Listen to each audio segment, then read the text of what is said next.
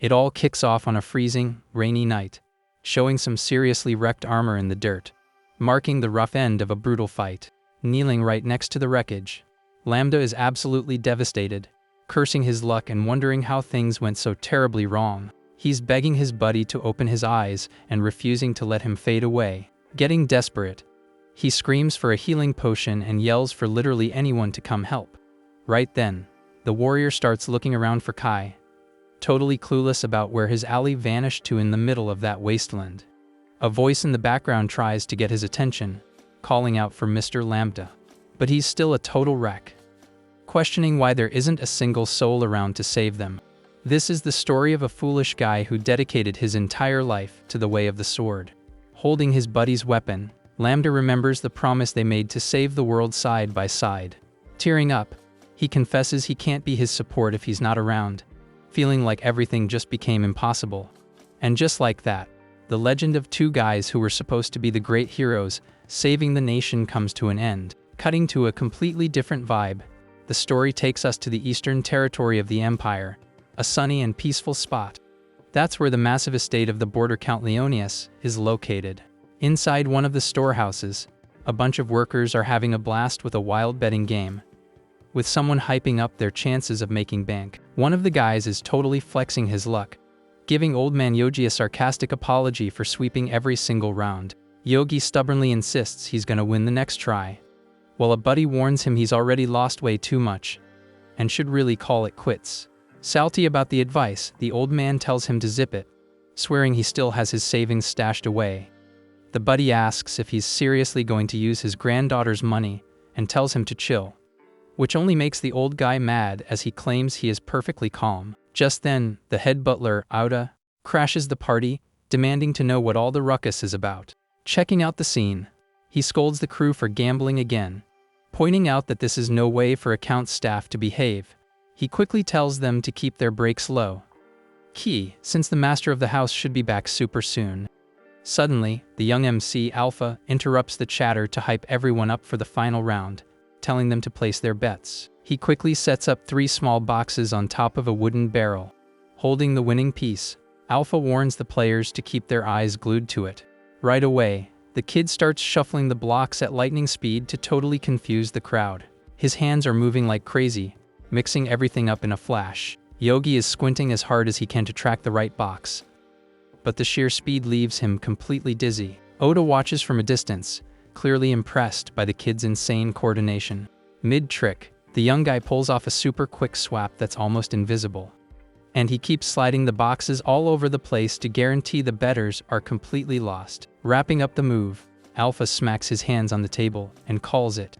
Looking super confident, he invites the circle to pick their spot and drop their coins on the table. One of the guys makes his pick looking annoyed, and Yogi quickly follows his lead, placing a bet right next to him. Watching from the sidelines, Auda realizes he only caught the trick because he had a VIP angle on the whole thing. Intrigued, the butler wonders how a random kid managed to learn such next-level sleight of hand. Totally convinced he tracked the right move, the old man throws every single coin he has onto the table. He goes all in, boldly dropping his cash right on the middle box. His buddy is completely shocked by the amount, while Yogi swears he's getting back everything he lost today. One of the betting rivals just laughs, roasting the unlucky old guy by saying if he picked the middle, the prize is definitely on the edges. They keep poking fun, saying his luck has checked out, and he should just take the L.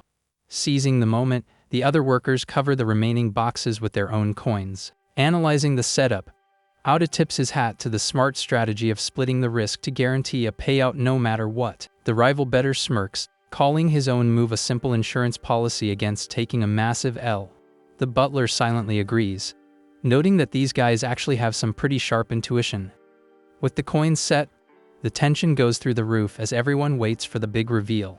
As soon as the bets are locked in, Yogi starts sweating bullets, realizing he just gambled his granddaughter's entire living fund on this round. He claps his hands in a desperate prayer, while the kid gets ready to lift the block. With a quick flick, Alpha lifts the center box, revealing that the old man just hit the jackpot. Mind blown by the wild twist, Ada's eyes go wide, completely unable to believe what he just saw. On the flip side, Yogi is jumping for joy, celebrating his epic comeback right at the end of the day. One of the losers groans at the result, only feeling relieved he didn't bet everything. Otherwise, he'd be in massive trouble with his wife. The most experienced gambler clicks his tongue, admitting he completely misread the play. Even though he lost, he gives the old man a pat on the back and congratulates him on the hard-earned W. Killing the party vibe, the butler steps up and orders everyone to get back to work ASAP. Before heading out, the old guy scoops up his winnings and hands a little tip to the kid who ran the game. Stoked about the extra cash, Alpha says thanks, hyping up his loyal customers' insane luck. As the workers scatter back to their chores, the courtyard goes quiet again. Now alone, Ida confronts the kid, stating as a matter of fact that the winning piece should have been in the left box. With a cheeky grin, Alpha confirms the butler was paying attention and admits the whole thing was just an illusion trick. Then, he puts a finger to his lips and asks his boss to keep his little secret under wraps. Watching the kid jog back to work, Otto is left alone with his thoughts in the courtyard. He lets out a frustrated sigh, replaying the scene in his head, trying to figure out the exact second the swap happened. Far from there, the hustle and bustle at the estate's massive stables keeps going strong. The young guy goes back to sweeping the floor, living his life as Alpha, a lowly servant in charge of the horses. But his real identity is Tui Shiba, known in his past life as the Jinx of the underground casinos. Back in the day, he lived a crazy, luxurious lifestyle, always surrounded by loads of cash drinks and VIP company. But success came with a price tag, and after ticking off the wrong people by winning too much, he ended up meeting a brutal end in a dark alley. After that terrible event, his soul got yanked through space by some mysterious force. When he finally woke up, he had reincarnated into this new world, respawning in a wide-open, peaceful field. At first, it was a massive reality check, realizing he was in a super backward civilization with zero tech, no skyscrapers, and stuck in the absolute middle of nowhere. Even though the local lord's mansion was huge, the people around there barely scraped by doing heavy labor in the fields and mines. Lugging hay around all day, the MC thinks about his boring new reality, where the only fun thing to do is sleep when the sun goes down. But his snooze fest routine gets cut short when someone yells in the background that the master is back. A massive convoy of carriages rolls through the estate's main gates, looking incredibly flashy. And leading the pack is the Count himself, bringing some serious main character energy to this forgotten border. That guy riding the majestic white horse is the border Count, Sigma Leonias. Alpha watches the arrival totally amazed, knowing his boss is basically considered one of the most legendary swordsmen in the entire empire. 3 years ago, he pulled off some insane military feats in the Gulf campaign, earning him the title of Count of the Northeast. During the war, he led the elite troops straight into the heart of the enemy army and took down their general bare-handed. Rumor has it the number of soldiers the master defeated all by himself is over 1,000, wiping out multiple opponents instantly with a single swing of his sword. And apparently, it wasn't just his enemies shaking in their boots over his ruthless combat skills. His own allies gave him a terrifying nickname, calling him the cold-blooded executioner. But despite all this epic war glory, the staff gossips that the Count is pretty much useless at anything that doesn't involve armed conflict. They complain that he totally ignores internal politics, leaving the territory's management completely up to his subordinates. Cutting through the side chatter, one of the guys yells at the young MC, telling him to take the master's horse straight to the stable. Alpha immediately bows respectfully as the noble hops off his ride after the long trip. The lord walks right past him with a sharp, serious glare, giving off that icy vibe of a true veteran warrior. Feeling intimidated, the kid thinks the guy is way too scary, remembering that as a low-tier servant, he's never even said 2 words to him. Right then, he tries to pull the animal's reins, but the horse refuses to budge and starts fighting back. Annoyed by the stubborn beast, the former gambler tells it to knock it off and not test his patience this early in the day. Watching the struggle, an older coworker pokes fun at him, saying there's no way the noble's majestic horse would vibe with a low-class commoner. Out of nowhere, the Count stops in his tracks and silently looks back, making the whole courtyard tense up. The knight next to him asks if something's wrong, but Sigma just gives a dry no and keeps walking toward the mansion. Later on, while carrying a heavy saddle through the grounds, Alpha reflects that his past life was way more chaotic compared to this chill country routine. That old world of underground casinos was fueled by pure adrenaline, but it was also crawling with backstabbing, fake friends, and scams. Now, surrounded by simple, good-hearted folks, he doesn't have to stress about scoring his next meal or a place to crash, and his body is already used to the heavy lifting. He's living every day to the fullest, appreciating the little positive changes in himself and the people around him. Happy with his new reality far away from city danger, the kid finally gets what it feels like to have a real life. With a soft spot, he offers some hay to the master's horse, who now happily takes the snack without making a scene. Wrapping up his shift, the supervisor walks over and tells the kid he's completely off the clock to do whatever he wants until sundown. Hyped for his well-deserved break, the young MC sprints into the yard and vaults over the wooden fence like a pro. Looking for a quiet spot to chill, he climbs up to the roof of one of the estate's low barns. Sitting comfortably in the sunlight, he cracks open a super thick, ancient book he brought along. For a guy who used to live in the shady streets of the gambling world, reading actually became his biggest and most unexpected hobby in this new world. This epic book that's been with him since he respawned is none other than the complete historical record of the rise and fall of that very empire. Scanning the old pages, he finds out it's a super precious document breaking down the 300 years since the Sylvester Empire was founded. Thanks to these detailed logs, the former gambler quickly figured out the local vibe, the tech level, and the main noble bloodlines of this backward world.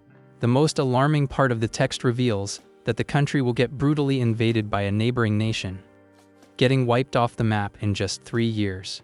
Mind blown by this crazy spoiler, the kid realizes the book is somehow recording catastrophic events that haven't even happened yet.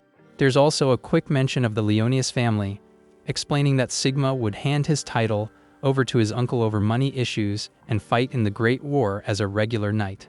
Even though he's hyped globally as the strongest swordsman on the continent, his ending would be tragic and embarrassing, since the enemy nation would demand his life as the main condition for a peace treaty. After that cowardly behind the scenes execution, the empire would end up getting invaded defenseless, meeting its total destruction in the most humiliating way possible. Slamming the massive book shut, Alpha clicks his tongue, super frustrated by such an unfair plot twist for the guy. Long story short, the enemies knew they could never beat the Count in a fair one-on-one, so they used dirty politics to get rid of him, while the Empire's own leaders served him up on a silver platter as a sacrifice. Knowing full well that his chill farm life is on a ticking clock, he starts thinking about making a run for it to another faraway country before things hit the fan. While he's stressing about his survival, the loud sound of wood smashing echoes through the dirt courtyard, breaking the afternoon silence. Down below, Sigma is training like a machine, swinging a heavy wooden sword through the air with insane power. The kid watches the scene totally amazed, noticing the Lord literally just got back from an exhausting trip and is already sweating through a hardcore night workout. Clearly impressed, Alpha agrees that the staff's gossip was spot on, and the noble really is a sword addict to his core. Being the son of a top-tier family, he could have easily chosen a cushy, easy life chilling in the capital's palaces. Instead of acting like a spoiled noble, the Count toughened his body and pushed his skills way past human limits, always rushing into the most dangerous battlefields. Even in times of peace, he keeps punishing himself intensely every single day to keep his instincts razor sharp for the next fight. But thinking about how all this insane effort that made him the strongest on the continent will only end up cutting his own life short is just downright depressing. Feeling genuine pity, the young guy feels super bad for his master, thinking that tragic ending is way too unfair for a hero who put his life on the line for his country. Hugging the book tight against his chest, he tries to shake off the anxiety that suddenly hijacked his thoughts. Hours fly by and night finally falls, covering the border estate with a cold breeze. In the castle's crazy busy kitchen, Alpha finishes his shift by handing a basket full of fresh onions to the head chef, getting a sweet compliment for the help. Seeing the massive amount of meat and fancy dishes heading to the dining room, the kid is shocked and comments on how insanely stacked tonight's menu is. The woman in the apron quickly explains they're going all out because they have a VIP guest. But their chat gets drowned out by a loud, dramatic yell echoing down the hall, roasting one of the lords. Instantly recognizing the desperate tone of the head butler Oda, the young MC gets super curious to find out what's causing so much drama in the fancy part of the house. Keeping a low profile, he sneaks through the lit hallways and peeks through the massive double doors left slightly open to the main dining hall. Inside, a heated argument is going down, with the head butler trying to explain that the family's severe money problems were caused entirely by the extreme freeze that wrecked the recent harvests.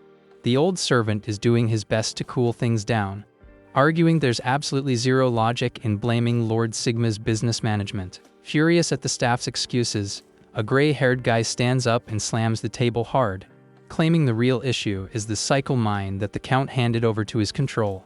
The sound of his rings impatiently tapping the polished wood echoes through the massive room, adding even more weight to his aggressive demands.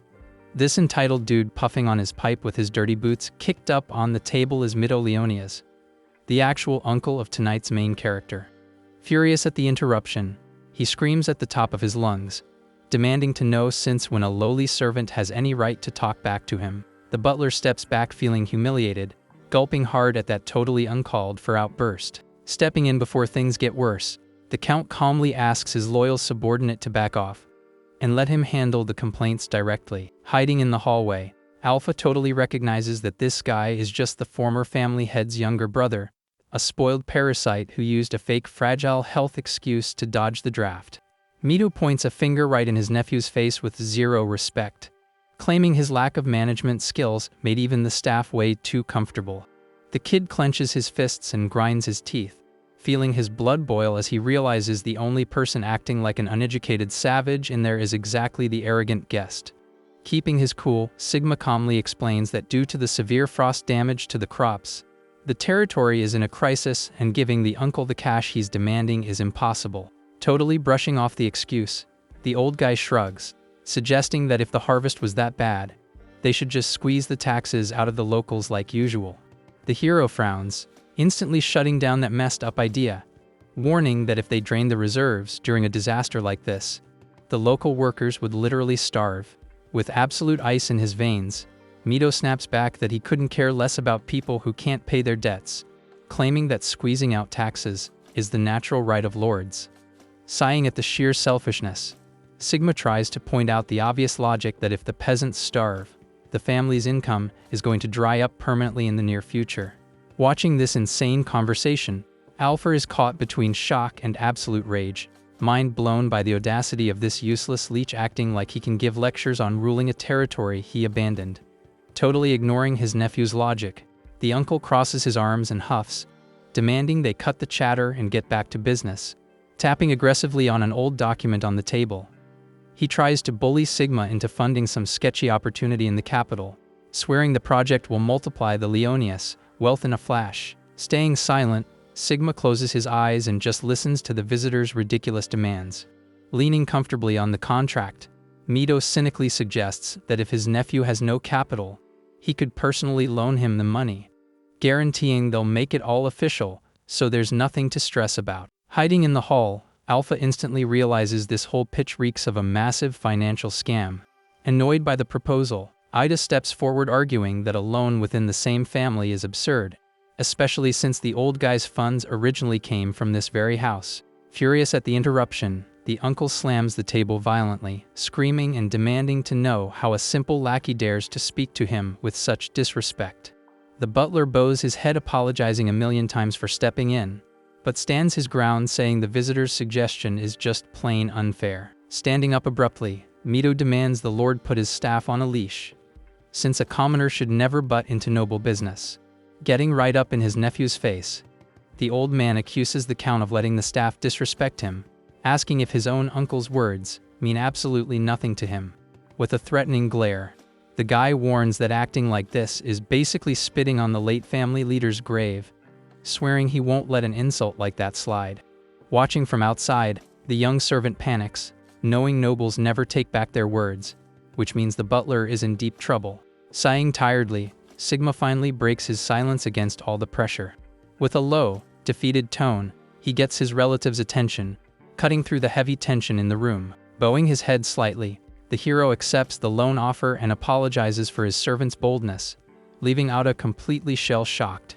Smug about his win, Midu slides the contract across the table, acting like he just wanted to help the young boss and revealing he already prepped a document worth 2,000 gold coins. The butler's eyes go wide in panic, knowing this insane amount equals their mine's entire annual production, and would have easily saved the territory during the crop crisis. Pointing at the paper, the uncle swears the import business is backed by another heavy hitter count. So profit is a lock, and the territory will just serve as harmless collateral. Sweeting bullets. Alpha instantly recognizes that guaranteed profit pitch is the most classic scammer line in the book. Analyzing the situation from his hiding spot, he connects the dots and wonders if this set-up debt is the real reason for his master's downfall. Then it clicks. He remembers the history book stating Sigma gave up his title over money issues, realizing he's witnessing the exact second the tragedy begins. Showing zero emotion, the Count grabs the quill, ready to sign the document and seal his fate. The old man lets out an obnoxious laugh, celebrating early that the family's finances will be secure for years thanks to this investment. The tip of the pen finally touches the thick paper of the contract. Unable to hold back anymore, the MC bursts into the room yelling, demanding his master not sign that thing under any circumstances. Waving his hands like crazy, he argues that every investment is a gamble and there's no such thing as a 100% guaranteed profit. Startled by the sudden intrusion, Mido demands to know who this nosy brat is. Sigma just stares at the kid in silence, trying to process this massive break in protocol. Standing frozen in the middle of the fancy hall, Alpha finally realizes the colossal mistake he just made. The regret hits him like a truck as he figures out that crashing the party like this is only going to put the Lord in a worse spot, making everything 10 times worse. Suddenly, a weird digital glitch sound echoes in his head, freezing the former gambler in his tracks. His eyes go wide in pure shock when a mysterious blue light reflects on his face. A glowing holographic screen pops up out of nowhere right in front of him, announcing the launch of a betting system and a brand new quest. Staring at the floating panel, he reads the main objective to cancel the loan contract, followed by a blunt question asking what he's willing to bet. Totally mind blown, the kid tries to comprehend what kind of crazy magic is happening right in the middle of the dining room. He keeps staring at the glowing interface, having zero clue how to react to this bizarre witchcraft. The system keeps pushing the question, waiting for him to set his wager to void the shady deal. Locking his eyes purely on the screen, he ignores the nobles around him and tries to strategize his next move. Seeing casino chips floating on the screen, he mutters the system's name, feeling a weird sense of déjà vu. The betting options pop up loud and clear, demanding he risk his head, his butt, or his arm in exchange for virtual coins. Trying to find some logic, he figures this wild ability has to be tied to his past life as a hardcore gambling addict. Sweating with nerves, he reads into the options and realizes betting his head literally means getting executed by the angry noble, which is a massive no-go. With a confident smirk, he uses the process of elimination, deciding his arm is the only viable choice, even if living with a stump would be a huge hassle. The kid closes his eyes, locking in his super risky decision. Raising his left fist like a boss, Alpha accepts the terms and announces he's betting his own arm. The system registers the choice instantly, highlighting the option on the blue panel. Right away, glowing magical chains materialize and wrap around his limb, sealing the supernatural deal. The young guy watches the handcuffs of light lock him down, feeling the heavy reality of this mystic contract. The screen confirms the official start of the mission to wreck the manipulative old man's deal. Getting his swagger back, the ex-gambler figures if the system calls this a game, then he just needs to bag the win using any dirty trick necessary. Snapping the kid out of his zone, Mido starts screaming again, demanding to know how his nephew plans to take responsibility for his servant's non-stop disrespect. Smacking the paper, the uncle asks if just signing that debt is really going to be enough to make up for such a massive insult. Totally unhinged, he demands to know exactly what the punishment will be for the bratty kid. Not wasting a second, Alpha takes a confident step forward, putting all the spotlight on himself. Throwing himself on the floor in a super dramatic bow right in front of the guest. The kid starts begging for forgiveness like he's going for an Oscar. Keeping his head down, he swears he didn't mean to be rude, making up a fake excuse that his master is just too innocent when it comes to business, so he couldn't stay quiet. Hoda and Sigma watch the whole act in dead silence, totally lost at the stable boy's sudden personality flip. Flashing a huge, innocent smile, Alpha starts kissing up to the old man, saying his business genius is famous even among the commoners. Caught off guard by the random praise, Mido crosses his arms with a smug grin, noting that the kid actually knows a thing or two about investments.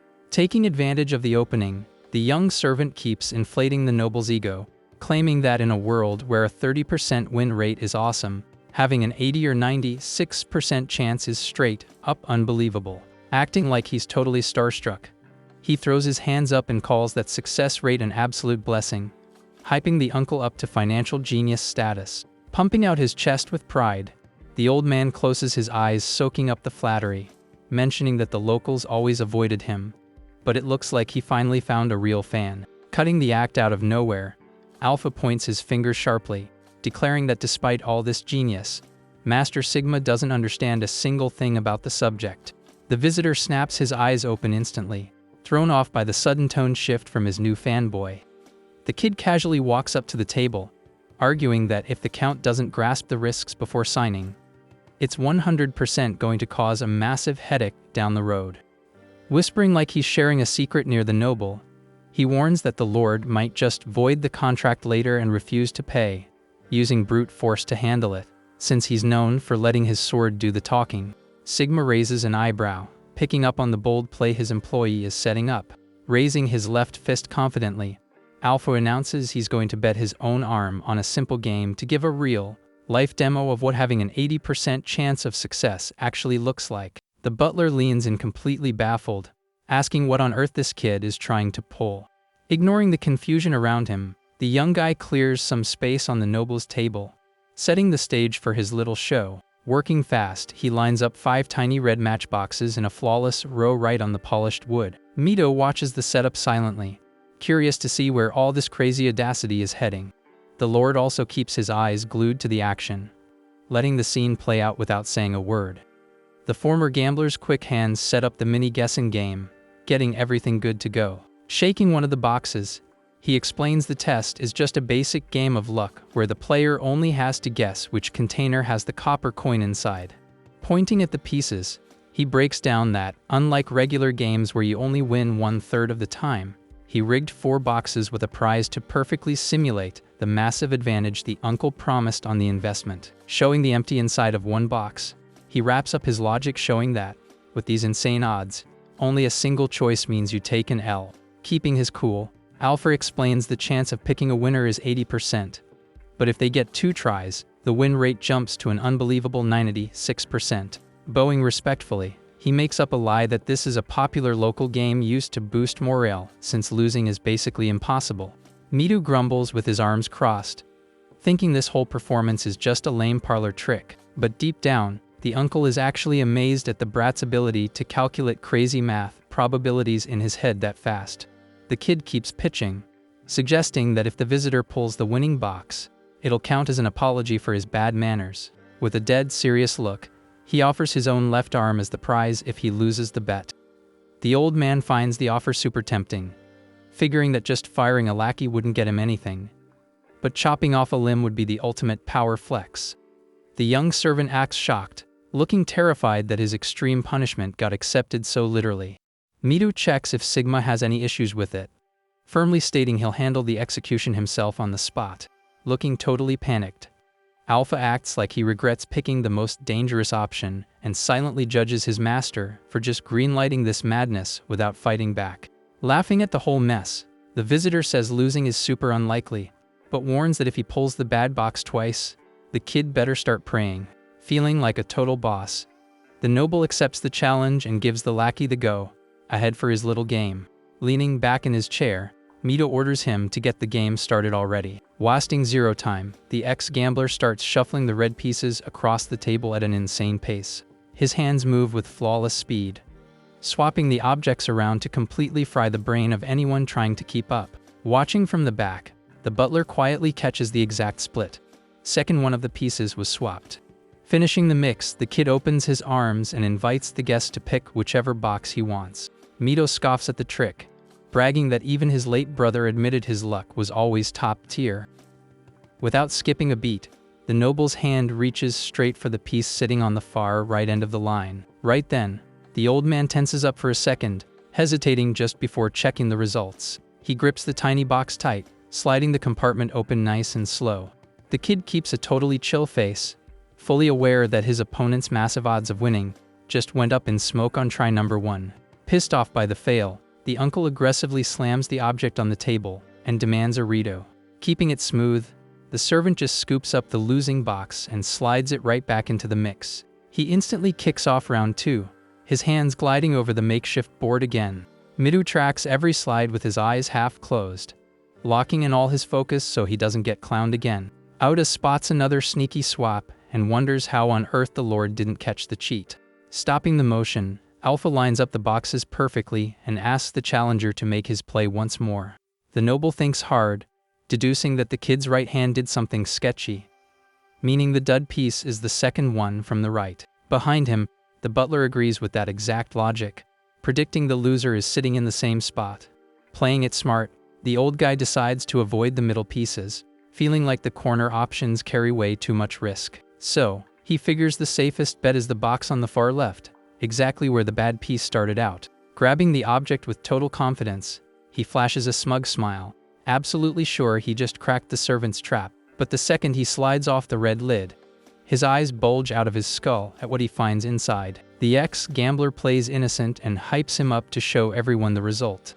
The copper coin is shining at the bottom of the tray, proving he just took another massive L. Utterly mind-blown, Mito stutters, completely unable to wrap his head around his ridiculously bad luck. Using the shock as cover, the kid smoothly pockets the little coin. In a roasting tone disguised as pity, he says it's a real shame, proving that even a 96% chance doesn't guarantee a single thing. The visitor's ego shatters into a million pieces, replaced by bottled up rage and pure disbelief.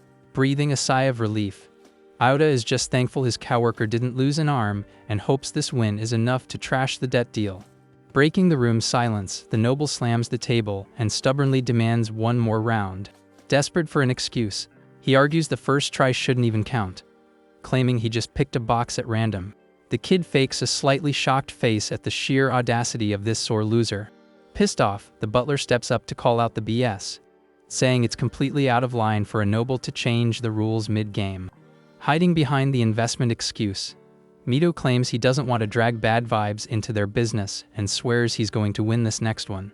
The guy's face twists into an ugly, wicked scowl of someone who absolutely refuses to take an L.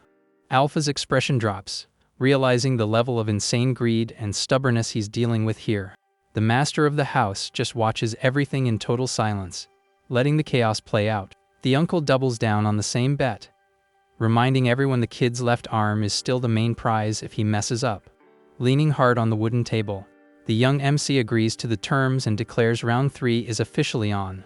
He shakes 4 boxes at the same time, making the coins rattle to prove which ones are full. Then, he drops the winning piece right in the middle, warning everyone that this is the trap box. The sound of sliding boxes fills the room as he scrambles everything at lightning speed. The former gambler is totally locked in, pulling off his sleight of hand like an absolute pro. Analyzing the setup, the noble finally gets that he's been played, realizing this isn't a luck test, but a straight-up psychological mind game meant to force a mistake. He figures out that on the first try, the kid left the trap right next to his right hand, counting on his impulse buy. On the second run, his previous fail made him overly cautious, taking the bait that the piece only shifted 1 spot to the left. Connecting the dots, Mito sees that leaving the loser on the far left at the start was always a manipulation tactic, to herd him straight to that exact spot. With a sharp snap, the lackey stops his wild movements, lining up the challenge again. Pulling his hands away, Alpha invites the challenger to lock in his final answer. The old guy weighs his options, suspecting the middle piece is just another glaring decoy. He narrows it down to the second and fourth spots, but gets paranoid that this is exactly what the scammer wants him to do. A brutal wave of doubt hits him, wondering if he should just test his luck on the far left again. The pressure is spiking by the second, making him feel like the harder he thinks, the deeper he sinks into the servant's trap. He's sweating cold, feeling the crushing weight of making a humiliating choice in front of the whole room. Desperate, the visitor pulls a total coward move and demands his nephew point out the bad box, since he was watching the whole time. Auda is floored by the guy's audacity to drag the lord of the house into his blatant cheating. The kid sighs, super annoyed by the noble acting like a baby and breaking the rules yet again. The butler tries to jump in, furious at the lack of honor, but the uncle yells, demanding the count answer right now. Through all the screaming, the family hero stays completely chill, processing his uncle's order with his eyes closed. With pure ice in his voice, Sigma states that if his eyes aren't failing him, the wrong box is the fourth one from the right. The reveal totally crushes the loyal servant, knowing his master's hawk eyes just doomed the kid.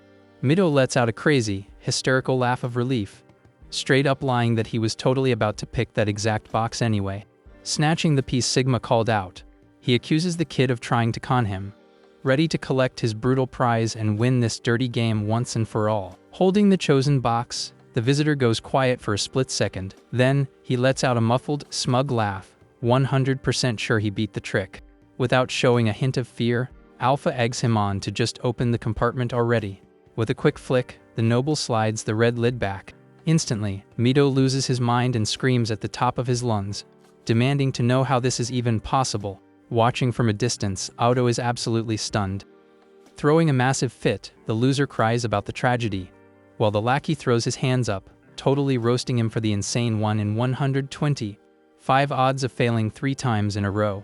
Laughing out loud, the young guy mocks him, saying the dude just got hit by an apocalyptic wave of bad luck. Leaning into the traumatized old guy, the kid drops his voice and says this streak of bad luck is a terrible sign for business. Shaking like a leaf, the uncle stares at his own hand, completely baffled at how he kept pulling the worst possible option. Watching the whole meltdown, Sigma silently nods along with the outcome. Then, the Lord stands up, throws on his coat, and announces he's completely voiding the loan deal. Freaking out over the lost bag, Mido tries to stop his nephew from backing out of the contract. Standing his ground, the Count points out he almost made a super reckless move that would have wrecked his people. The visitor is left behind shaking with rage, muttering that this whole loss is a massive scam. Once the stressed out guest storms off, the dining hall finally chills out again. The butler walks up super curious, asking where the kid learned to fool even the master of the house. But the young guy swears the nobles actually made the right calls. That curveball answer leaves both guys totally confused. To prove he's innocent, Alpha flips all 5 boxes over, revealing there was only a single coin on the table the entire time. Oda asks how he heard rattling in the other boxes, so the lackey lifts his left arm. Strapped to the kid's wrist is a tiny matchbox tied down with a piece of cloth. Explaining the magic trick, he says he was just shaking his arm while holding the empty blocks to fake the metallic sound. The old servant is blown away by how simple yet genius the illusion was, perfectly abusing their blind spots, feeling almost a little bad for the loser. Oda listens as the ex-gambler mentions the actual odds of winning were still pretty solid. Pointing his finger, the kid reveals the real secret was manipulating the situation to make sure his opponent never, ever picked the one winning box. Sigma listens to the breakdown in silence, looking super interested in the hustle. Breaking down his strat, the young servant explains that in round 1, he kept the prize as far away from the target as possible. For the second try, he flipped sides, but fully admits the third round was an insanely risky gamble. Still obsessed with the crazy skill, the butler begs to know where he trained to pull this off. At that moment, Alpha gets a flashback of old man Yogi hyping up his big win in the courtyard earlier today. Finishing packing up his stuff, the guy casually mentions he usually doesn't resort to these dirty tricks, but he excuses it by saying when someone is on an awful losing streak, it's just bad vibes to leave them with regrets. The butler praises the kid's massive brain, while the Lord just tells him to head back to his room.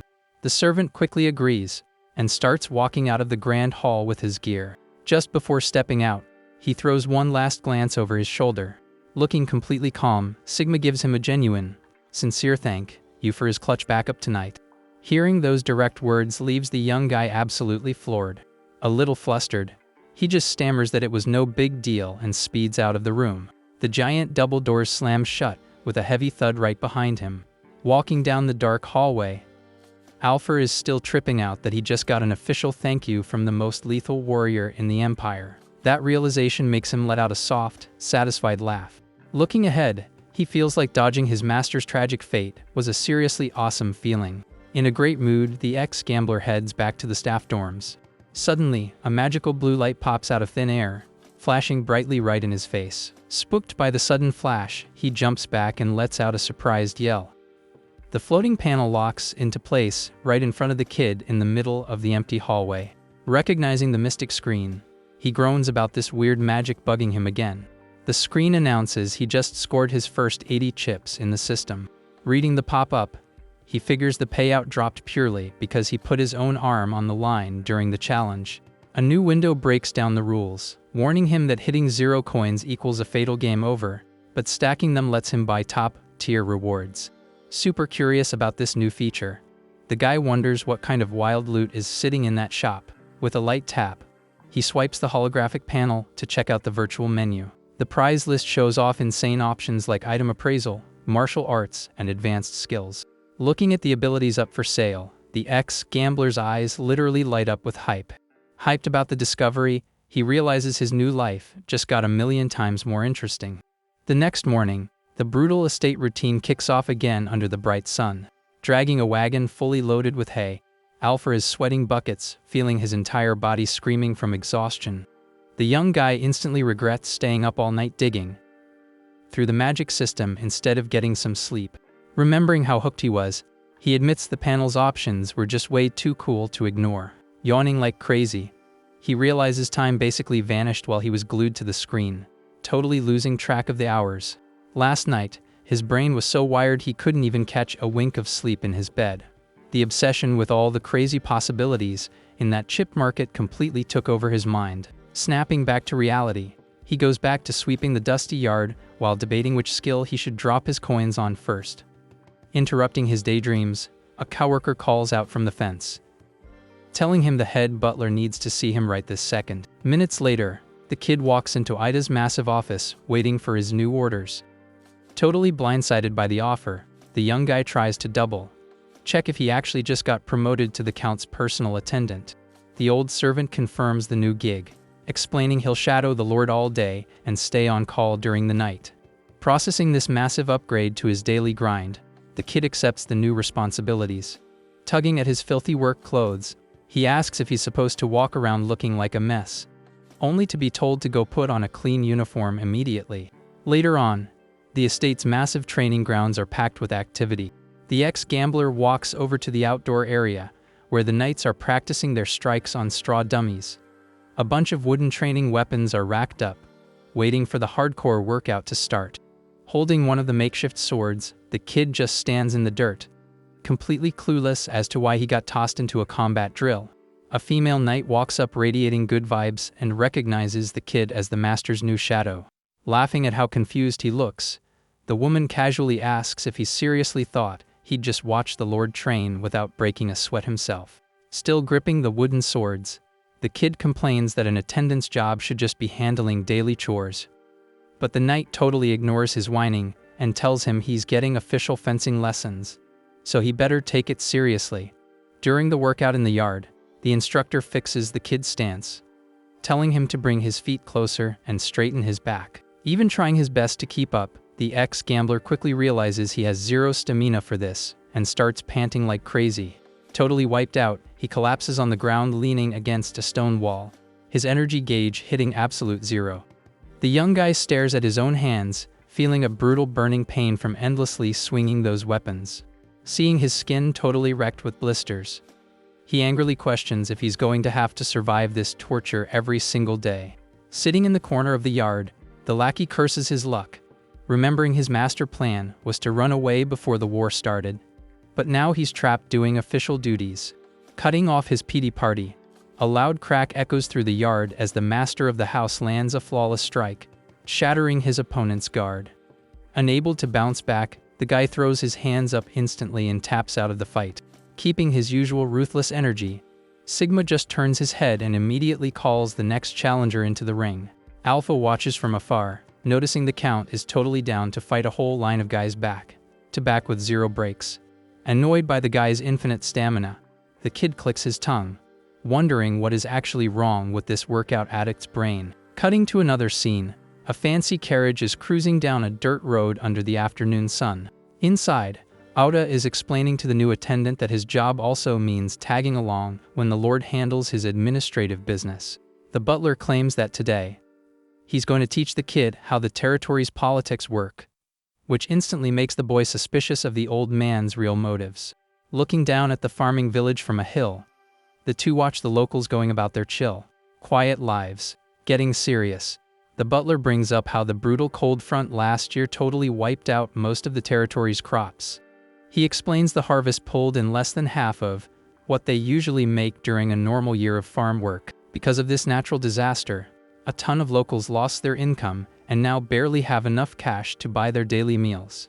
Making the crisis even worse, Ida mentions the prices for basic needs skyrocketed, pushing some desperate families to secretly sell off their own kids. Hearing that harsh reality, Alpha drops his head and goes completely quiet. Standing in the grass, he thinks about how whenever food runs out, the weakest people are always the first ones to take the hit. The ex-gambler knows all too well that adults acting selfishly usually throws the youngest straight into the gutter. That sad truth gives him flashbacks of abandoned kids left to rot in dark, forgotten places. Young kids who have to scrape every last crumb off filthy tables just to survive another 24 hours.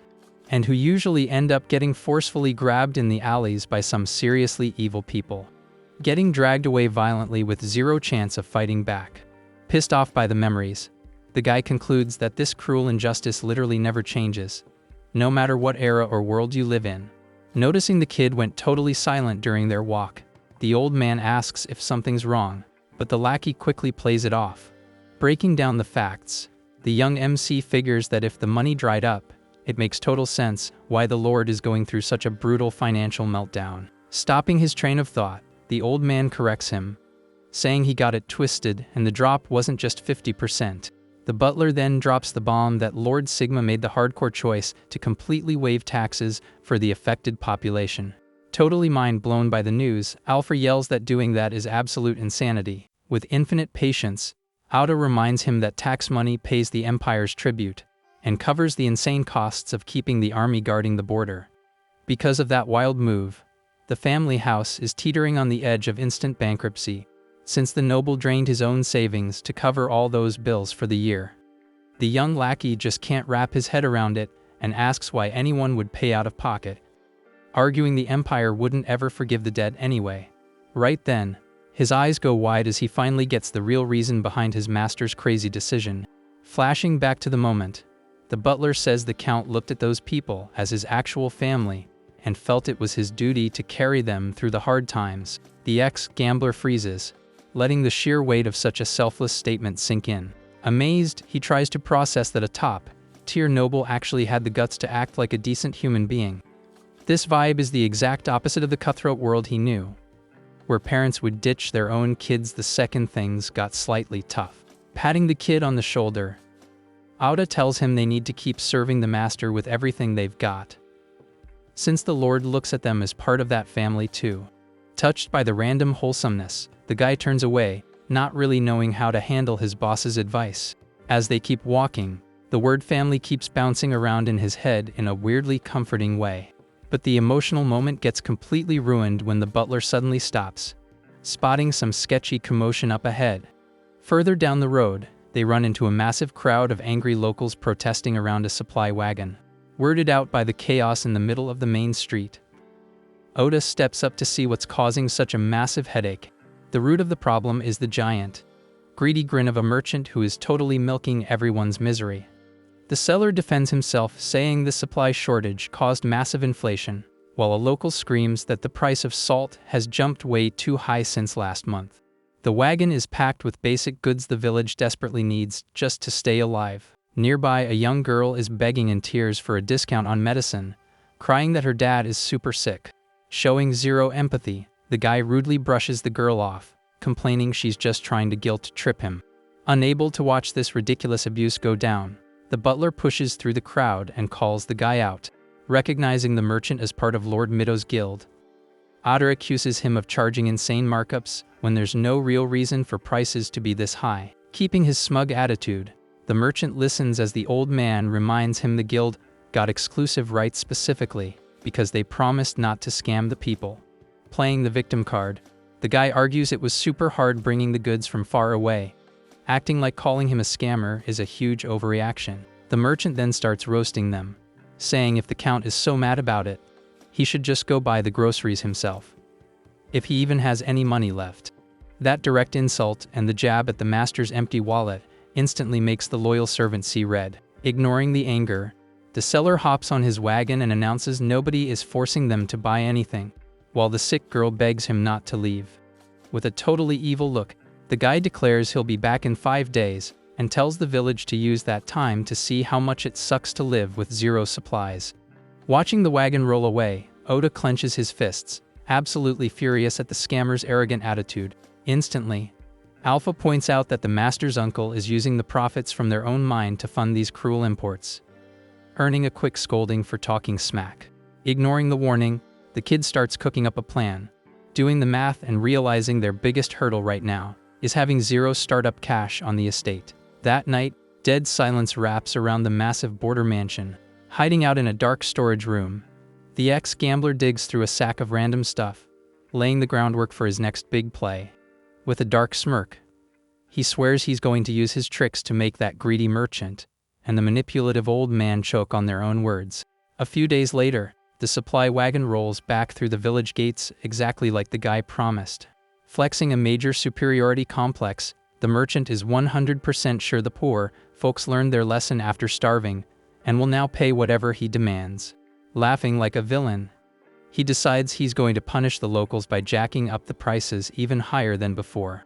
As soon as he parks his wagon in the square, he notices the vibe is totally off, seeing people actually walking away from his shop. Desperate for customers, the seller screams at the top of his lungs, hyping up the valuable supplies everyone was waiting for. But the villagers keep looking the other way, loudly complaining about the insane price he charged for oil last time. Sweeting for a sale, the merchant aggressively corners the girl with the sick dad, trying to force her to buy medicine at an absurd markup. Acting like an absolute creep, he gives her a dirty look and suggests a pretty girl like her could easily make fast cash working for him at night. Freaked out by the harassment, the girl tries to back away until a mysterious voice calls out to the guy, instantly shutting down the super awkward scene. Cutting through the tension in the square, the sound of wheels rolling down the dirt road grabs everyone's attention. Someone in the crowd mutters, trying to figure out who's pulling up in that luxury carriage. Oozing charisma, Alpha waves excitedly from the top of the ride, hyping the crowd up with massive energy. The epic carriage parks right in the middle of the farming village, quickly drawing the curious eyes of the locals who swarm around to see what the deal is. Dressed sharp as a tack, Butler Oda steps out holding a packed box, throwing out genuine apologies for taking so long with the supplies. Soon enough, the mansion crew starts handing everything out, dropping a full month of meds for the young girl to treat her dad, and hooking the rest of the village up with gallons of oil. Watching this impossible scene go down, the greedy merchant is left completely shook, totally unable to process what he's looking at. The desperate vibe flips into a massive block party as the people score bags of salt, cotton fabric, and even some high-quality drinks.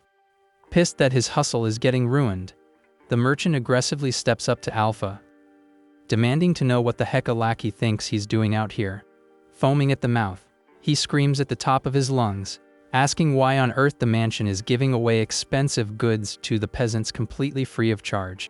Chilling comfortably on the carriage, the kid stays cool as a cucumber and replies they source the stuff themselves, asking sarcastically if that's a problem.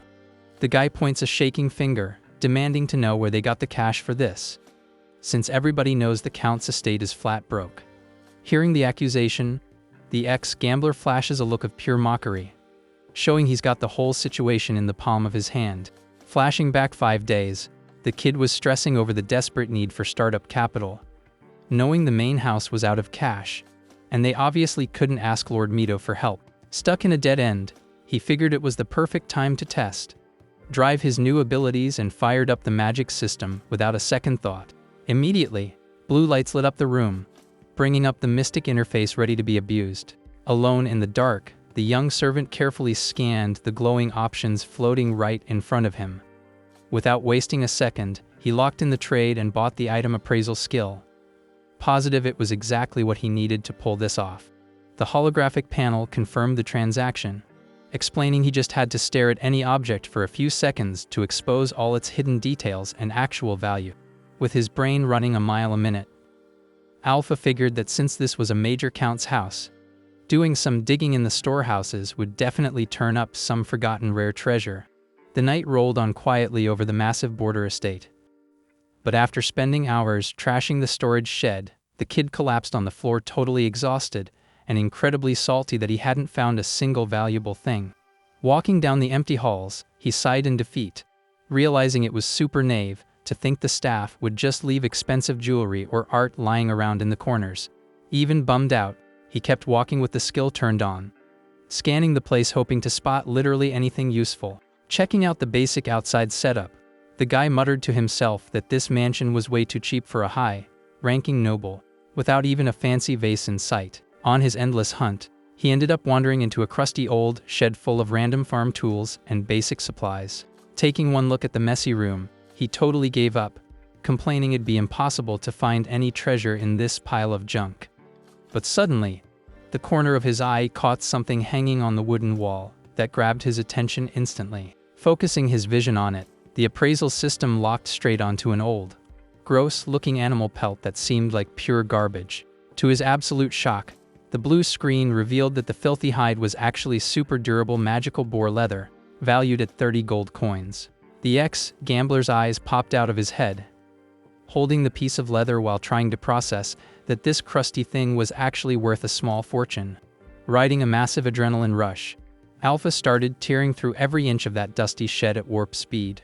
His initial shock turned into pure hype when he realized what was sitting there the whole time. The kid's vision got spammed with dozens of glowing notifications, showing the entire shed was packed to the roof with high-level monster drops.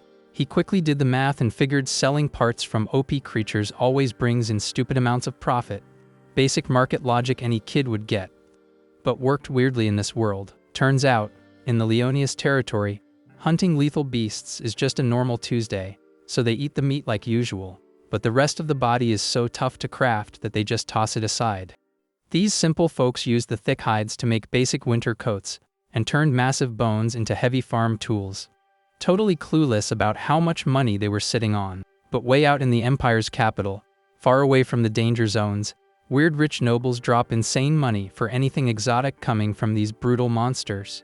Armed with this golden info, the lackey didn't waste a second and talked the head butler into getting an official recommendation letter signed by Lord Sigma himself. With the VIP pass in hand, he and a buddy took off on a crazy all-night road trip, pushing the estate's carriage as fast as it could go.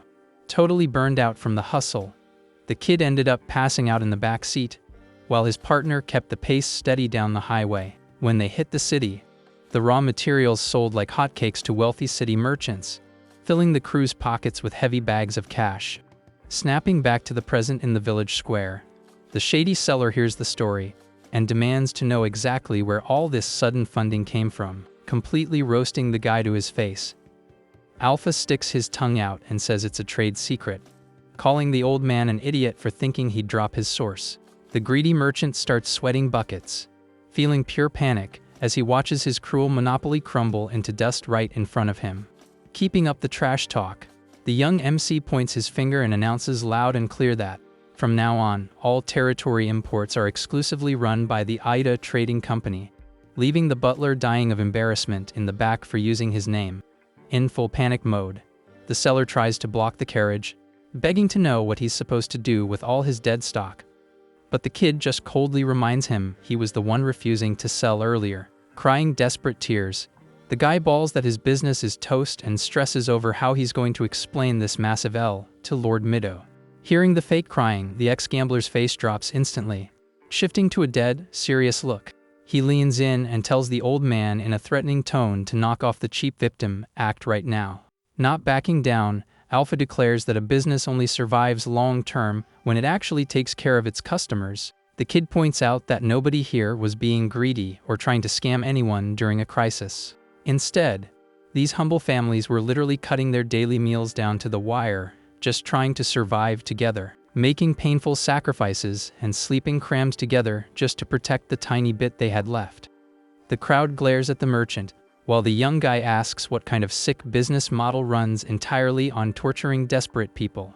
Pointing an angry finger, he ruthlessly accuses the scumbag of just preying on the weak, calling the whole operation straight-up extortion. Furious at the guy's actions, Alpha screams, demanding the scammer never dare to use the title of a trading company ever again. Humiliated and absolutely terrified of getting mobbed by the angry crowd, the cowardly seller backs off fast and runs away as quick as his legs can carry him. With the drama handled, the carriage rolls smoothly down the road, while the lackey casually mentions he ran the numbers on the monster sales, and they're still swimming in profit. The people thank Oda from the bottom of their hearts for saving them, but Alpha cuts off the emotional moment, warning them the new company is slapping a strict 20% fee on every deal.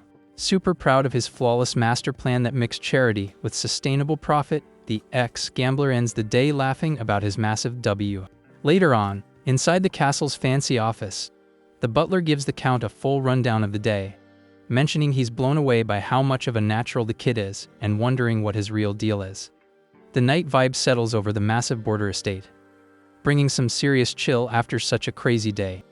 Wrapping up the report, the loyal servant admits that the village's supply crisis got handled purely thanks to the young attendant's bold play. Processing the info like a boss, Sigma just quietly nods without even looking up from the paperwork on his desk. He actually pictures the hilarious image of Uncle Mito throwing a temper tantrum over the lost cash, but quickly brushes it off, saying the guy totally had it coming for trying to scam the local farmers. Happy with the win, the swordsman praises his subordinate for the solid work and tells him he's off the clock. Respectful as always, Oda bows deep and heads for the massive double doors of the office. But right before stepping out, the old guy stops in his tracks and throws a thoughtful look over his shoulder. Breaking protocol, he bluntly asks if the master already predicted this epic outcome the exact second he promoted that kid to personal attendant.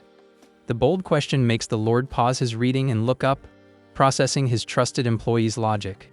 Keeping his usual stoic vibe, the noble calmly replies he isn't blessed enough to predict the future with that kind of insane detail. The butler instantly drops his head apologizing for being nosy, keeping his submissive posture. Cutting him off, Sigma admits that deep down he kind of figured a lackey with that much nerve wouldn't just sit around watching an injustice happen. Hearing the nation's hero hype up a random commoner like that leaves the old guy completely amazed. Outside, the moon shines bright over the castle towers, wrapping up a peaceful day, while the butler figures some seriously interesting stuff is about to go down. Back in his room, Alpha wakes up stretching in bed and already starts complaining that they're definitely going to work him to the bone from now on. The territory's landscape stretches out with epic mountains and chill forests shining in the daylight. Right in the middle of the leaves, a juicy red apple catches the eye. Quick as a flash, a hand reaches out and snatches the fruit right off the branch. Holding his makeshift snack, the young guy grumbles, super salty about his current situation. Chilling high up in a tree, he takes a bite of the fruit, whining that there is absolutely zero fun stuff to do in this middle of nowhere spot. But the sweet taste catches him off guard, making him admit the apple actually slaps. Calming down, the lackey realizes the monster money fixed the short-term problem, but it's not even close to curing the estate's massive financial crisis. With a serious look, he figures if he just sits on his hands, the master's uncle is going to end up taking over everything down the line. Determined to stop the worst-case scenario, the kid swears he has to pull off something crazy to change his lord's tragic destiny before the mansion goes up in flames. Then, he remembers he spent the entire night basically scrolling through the betting system's options. Checking his balance on the magic screen, the ex-gambler sees he still has 75 chips left and decides to keep 50 in the bank as insurance for future bets.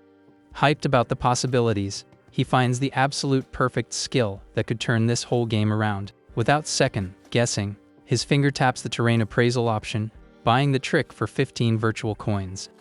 Walking through the woods feeling pumped, the guy starts daydreaming, thinking that finding a gold mine or some precious gems would easily be enough to save the family. The kid smiles confidently, figuring that asking for at least one silver mine isn't asking too much. Wasting zero time, he spends the next few hours exploring every inch of the mountain, scaling rocks and swinging on vines hoping to strike it rich. But all this untouched nature has to offer are tiny bird nests hiding in the leaves. Completely exhausted, the lackey drags his feet through the dirt, furious he spent the entire day hunting and found absolutely zip. Flopping on the ground to catch his breath, he regrets wasting his hard-earned chips on that useless terrain skill and other random system junk. Suddenly, a weird noise catches his attention, making him peek down from high up on a branch. Right below, a super tense scene is going down where a helpless nun is backed into a corner by a massive three-eyed wolf. The beast is growling loud, flexing all its aggro and getting ready to pounce. With nowhere to run, the woman ends up pinned against the rocky cliff wall while the animal slowly closes in. Panicking hard, she cries her eyes out, realizing her escape routes are totally blocked and having zero clue how to survive this nightmare. Clutching a gold amulet to her chest, the nun prays to her higher god, begging for a literal miracle. Smelling an easy target, the monster lunges straight at her at full speed. The creature's terrifying jaws snap open, showing off razor-sharp fangs ready for the final bite. In total panic mode, the nun shuts her eyes and covers her head, screaming for anyone to come save her. At the very last second, Alpha drops from the trees and lands a perfect smack on the beast's head with a heavy branch, instantly canceling its attack. From the sudden impact, the monster gets blasted backward, letting out a painful yelp. Confused that she isn't dead yet, the woman slowly opens her eyes, completely clueless about what just went down. The young guy lands in the dirt, kicking up dust, locking into his combat stance, gripping the heavy log tight. He stares the creature down, acting as a shield for the nun right behind him. The wolf bares its fangs, clearly pissed off that its hunt got interrupted. Furious, Alpha readies his makeshift weapon and warns the beast not to sleep on human strength. Knowing a physical hit won't be enough, the kid focuses his energy and preps a spell in his left hand. The magic interface lights up, confirming a basic tier wind spell, whipping up a mini tornado around his fingers. Hit by the surprise gust of wind, the beast staggers back, feeling the heavy pressure of the magic counterattack. Realizing this meal isn't going to be an easy W, the animal turns tail and speeds off down the path it came from. Silence drops back over the base of the cliff as the two are left alone and safe once again. Sighing with relief, the ex-gambler rests the piece of wood on his shoulder, stoked that the thing gave up the fight without throwing hands again. Checking out his own hand, he's super glad he bought that wind skill just for the meme, knowing full well the weak spell wouldn't actually beat the monster if it kept fighting. Then, he turns to the woman on the ground and nicely asks if she got hurt during the chaos. Completely ignoring the guy's hard work, the nun claps her hands together, glowing with happiness, purely thanking her higher god for the miracle save. The kid just stands there looking like a clown, totally ghosted after risking his own neck for the rescue. Annoyed about getting zero credit, he points at himself and checks the woman, making it crystal clear that he was the one who saved her, not some invisible deity. Giving up on fighting the hardcore fan behavior, the guy drops the subject and asks why on earth she's hiking solo through such dangerous mountains. Striking a dramatic pose, the nun points to the sky, claiming she's never alone, because her god is always with her, while the kid facepalms, realizing having a normal chat here is impossible. Dropping the act instantly, the woman lowers her arms and complains about him judging her, fully admitting she was just faking the holy vibe. Glowing with a shiny aura, she brags that this pure, flawless nun act is exactly the kind of stuff rich believers in the capital eat right up. Mind blown by the sheer audacity, Alpha points a finger, calling her out for regional discrimination. Since divine love is supposed to treat everybody equally, with zero guilt, the woman just shrugs and winks, completely trashing her holy image from 2 seconds ago. The bizarre situation totally breaks the ice, and the two end up cracking up in the middle of the peaceful forest. After joking around, the nun switches to a genuine tone to properly thank him for the backup and finally drops her name, Theta. The young guy smiles back, returning the intro, saying his name is Alpha, and he's super glad she's safe. But the chill vibe gets cut short when the nun's eyes go wide, spotting a nasty detail on her savior's stance. Worried, she grabs the kid's arm, noticing it's bleeding, but he tries to play it cool, saying it was just a tiny scratch from a tree branch. Keeping a dead serious look, Theta shoots down his excuse and says she absolutely cannot ignore an injury on the guy who just saved her life. Channeling her spiritual energy, the nun fires off a healing spell that wraps the guy's hands in a warm, cozy light. The ex-gambler watches the whole thing, totally mesmerized, seeing the mystic healing glow fix his broken skin. In a matter of seconds, the deep cut closes up flawlessly, leaving zero scars, making the lackey totally freak out over how OP the magic is.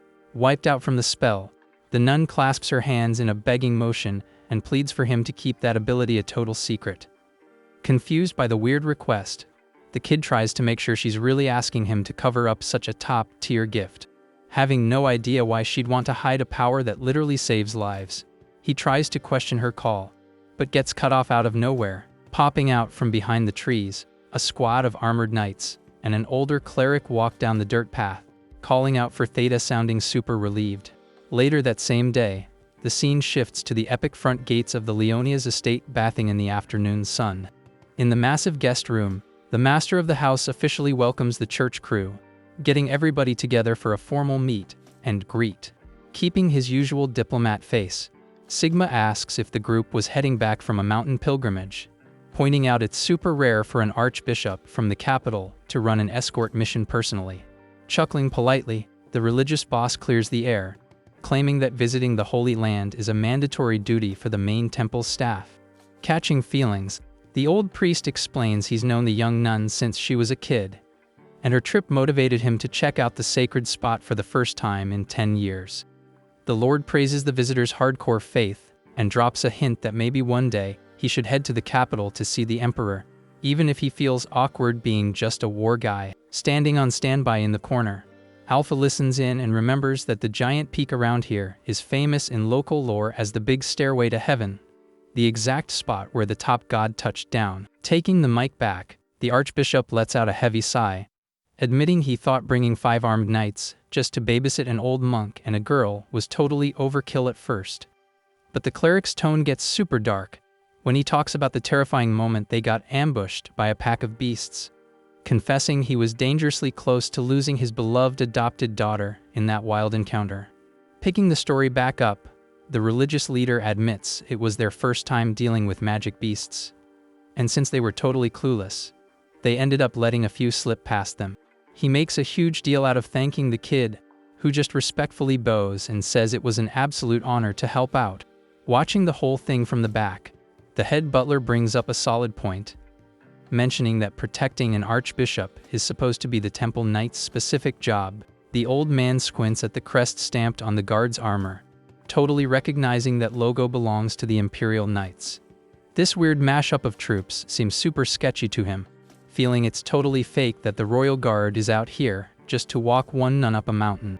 Getting suspicious, Auda starts connecting the dots and bets the real reason for this random visit is to run a secret background check on the Count's territory. Trying to kill the awkward tension, the Archbishop quickly changes the subject, gassing up the border troops for working non-stop to keep the monsters away from civilization. To back up the excuse, Theta jumps in super hyped, swearing that the region's holy peak is the ultimate dream spot for any believer wanting to feel closer to their deity. Listening to all this yapping, Alpha starts sweating as his brain instantly starts cooking up a crazy new scheme. Getting a word in, the butler points out that risking your neck on those mountains is hardcore, and regular mercs would be totally useless if things went south. Busting out an obnoxious laugh, the old cleric completely agrees, kissing up to the elite knights Sigma trained who actually managed to hold off the monster waves. Annoyed by the small talk, Oda steps up trying to steer the visitor back to more serious business. But out of nowhere, the ex-gambler jumps in front of everybody, rubbing his hands together like a total scammer, announcing he's got a tiny business pitch to drop. The butler is absolutely floored by the disrespect, instantly roasting the kid for crashing a high-level noble meeting. Totally ignoring his boss screaming at him, the kid keeps his hype energy going, begging the archbishop for just 1 minute of his time. Panicking at the sheer nerve, Oda yanks the lackey back and whispers for him to chill out with the weird shady vibes, since he's making the VIPs super uncomfy. Clapping his hands together loudly, the young guy apologizes for being so extra, promising his idea is a massive win for everybody. Dripping with confidence, he pitches using all the Leonia's territory's resources to officially sponsor trips for the capital's faithful. Breaking down the logistics, the kid explains the new trading company is already running supply routes, so those same trips could safely transport interested believers. To handle the magic beast threat, the plan is to launch with small squads of 10 people backed up by night escorts as a premium paid service. On top of absolute security, the tourist package would also hook them up with top-tier lodging and massive meals, giving them the ultimate VIP holy experience. Being totally dramatic, Alpha traces a giant imaginary billboard in the air advertising a 100% safe tour to the border peak. The archbishop is totally blown away by the pitch, admitting that kind of setup is literally the church's dream, but questions if pulling off something that complex is even possible. While the Imperial guards stare the kid down looking mad suspicious, the young nun clasps her hands together feeling a massive wave of hope. Looking for the green light, the butler silently turns his head waiting for the estate lord to make the final call. Chilling at the head of the table, Sigma breaks down the situation calmly, weighing the pros and cons of turning his turf into a religious tourist trap. After a minute of thinking it over, the warrior opens his eyes and agrees the plan actually holds weight and could totally work. Explaining the military side, the Count confirms it's 100% doable to send his knights out with the tourists by just calling it standard anti-monster patrols. Hearing the official yes from the boss, the old cleric leans forward practically glowing with happiness, celebrating the new partnership.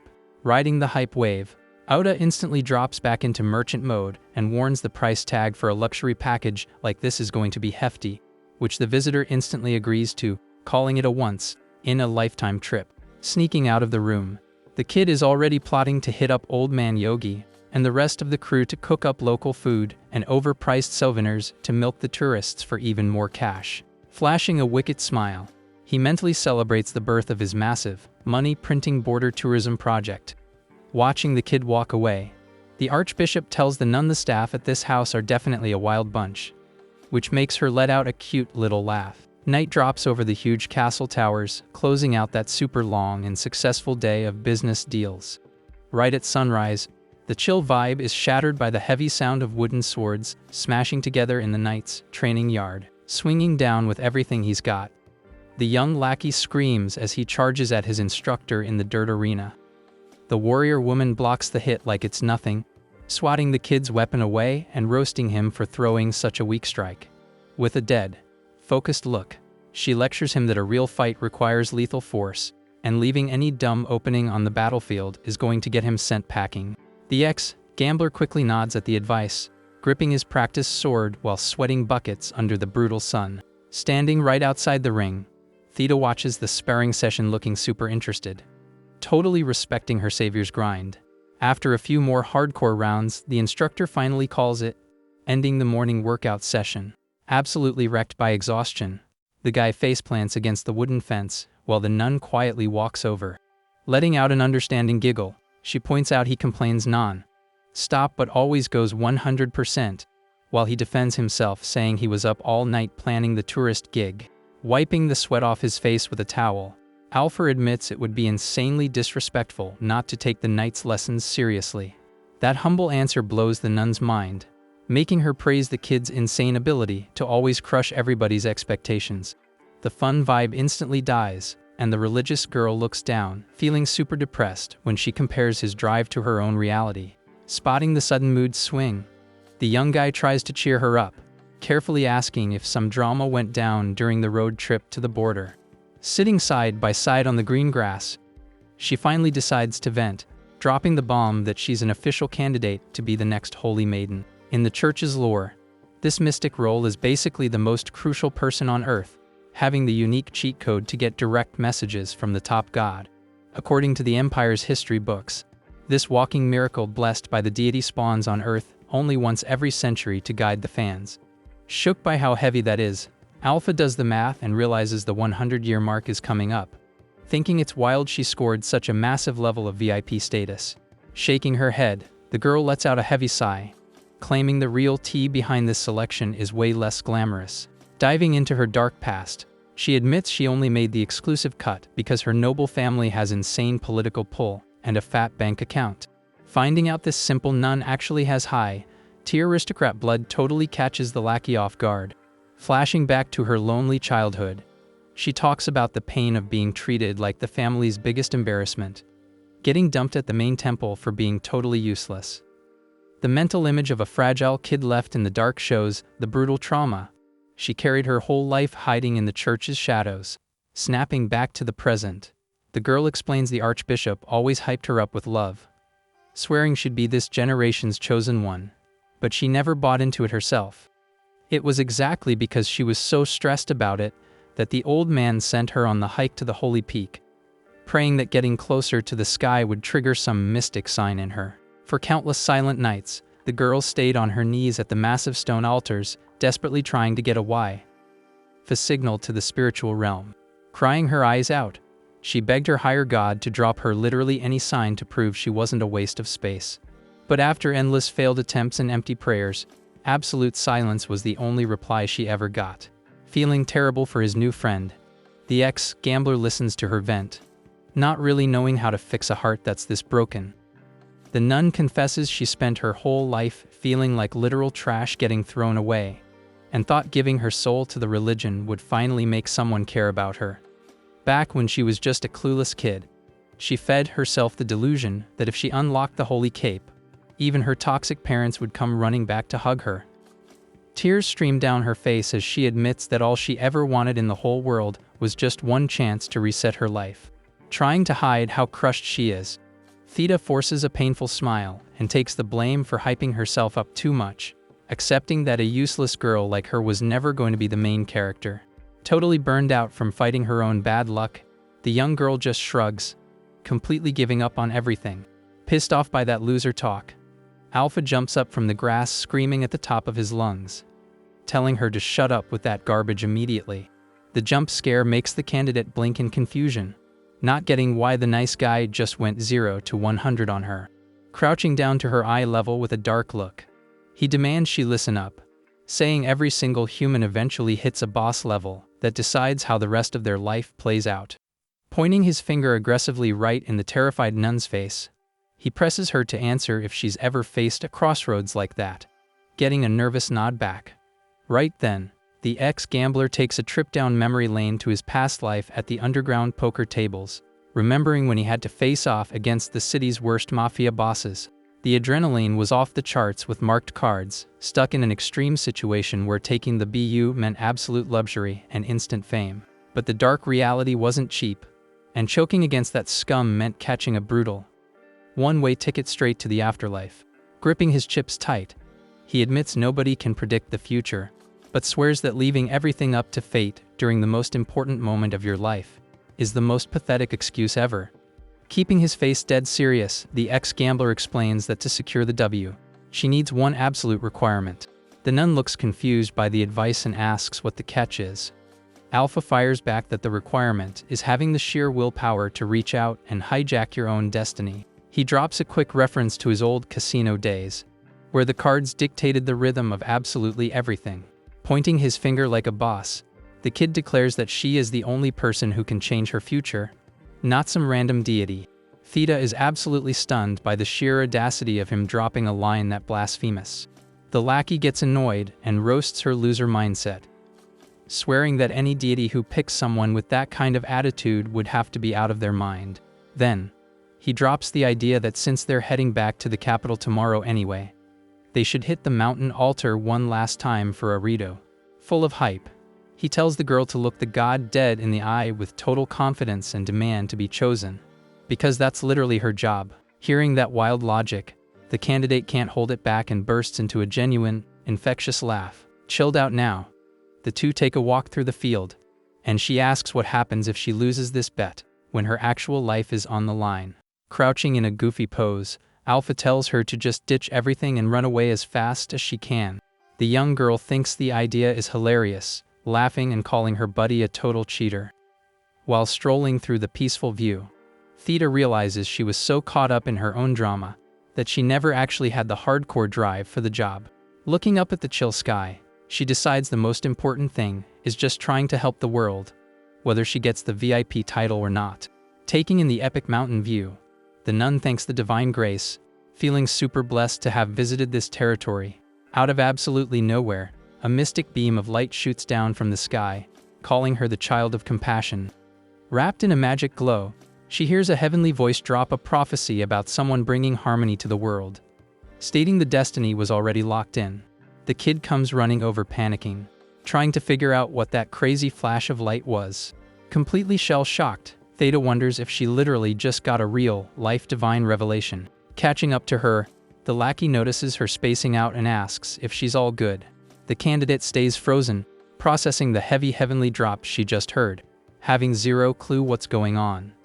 Alpha just stares at the girl while the prophecy echoes, dropping the name of the chosen one. Cutting back to the massive Leonius mansion. The day is chilling out under the afternoon sun. Inside the fancy guest room, the archbishop is chatting it up with the territory's nobles. The old cleric talks with his hands, keeping the meeting vibes super positive. Sitting on one of the sofas, the nun listens to the chatter, keeping a low-key profile. Right nearby, Count Sigma listens to everything in dead silence, rocking his usual serious, stone-cold face. Soon enough, the young attendant strolls into the huge hall, walking slow.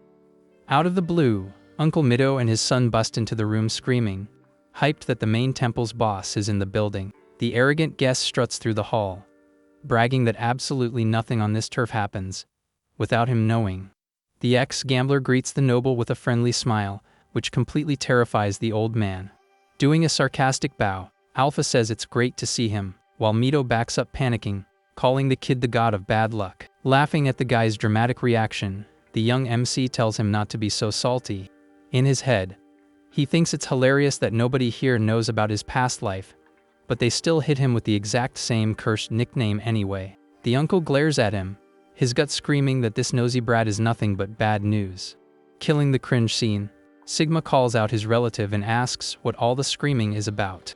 The archbishop and the young nun watch the mess, while the old guy walks right past his nephew. Completely ignoring the count, Mido rushes up the small steps. He holds out his hand dripping with fake charm to welcome the VIP cleric to these faraway lands. Flexing his title as the Lord's uncle, the guy tries to throw his weight around, but the priest nicely asks them to drop the formalities. The visitor starts flexing about his fat donations to the temple, bragging that he's the most hardcore believer in the whole region. Trying way too hard to act like besties, he asks the archbishop to hook him up with a meeting with the pope, promising a fat personal tip in return. Then, the noble literally tries to shove a bag full of gold coins into the religious leader's hand, who shuts the bribe down instantly. Watching all this from the back, Alpha is amazed by the old man's sheer nerve to try and bribe a top church leader straight to his face. Out of patience, Sigma yells at his uncle, ordering him to stop acting like a clown right now. The old guy jumps, asking if his nephew had been standing there the whole time, making the kid facepalm at how painfully slow he is. Suddenly, the visitor's son screams for the priest at the top of his lungs, scaring everybody in the room. Striking a ridiculously goofy pose, the kid introduces himself as Aro with maximum hype. The archbishop points out the young guy is pretty loud, and the nun silently agrees. Mido puffs his chest out, hyping up his son, swearing he's a total prodigy in both martial arts and books. The hosts are dying of embarrassment over the doe's massive ego, while Alpha can barely hide how much he's cringing. The uncle guarantees the kid's sword skills are only second to the master of the house himself, who is literally the strongest in the empire. The count drops his head, frustrated by the huge cap, while the cleric just tries to stay polite through all the kissing up. Whispering to the lackey, the butler explains that nobody actually fights the spoiled brats seriously, just to avoid drama with the family. Sweet and cold, the ex-gambler is stunned by the sheer level of delusion coming from these annoying relatives. Trying to shift gears and save the day, Sigma tries to get the official meeting back on track. On the down low, Alpha tells his friend he needs to head back to the holy altar and asks if he should just sneak out of this dumpster fire. Looking super zen, Theta closes her eyes and tells him he doesn't need to stress about that anymore. Flashing a massive, super grateful smile, the young nun thanks the lackey for literally everything he did. The guy gets a little flustered by her being so genuine, but agrees to drop it. Noticing how pretty the girl is, Aro steps up acting nosy, wanting to know who she is.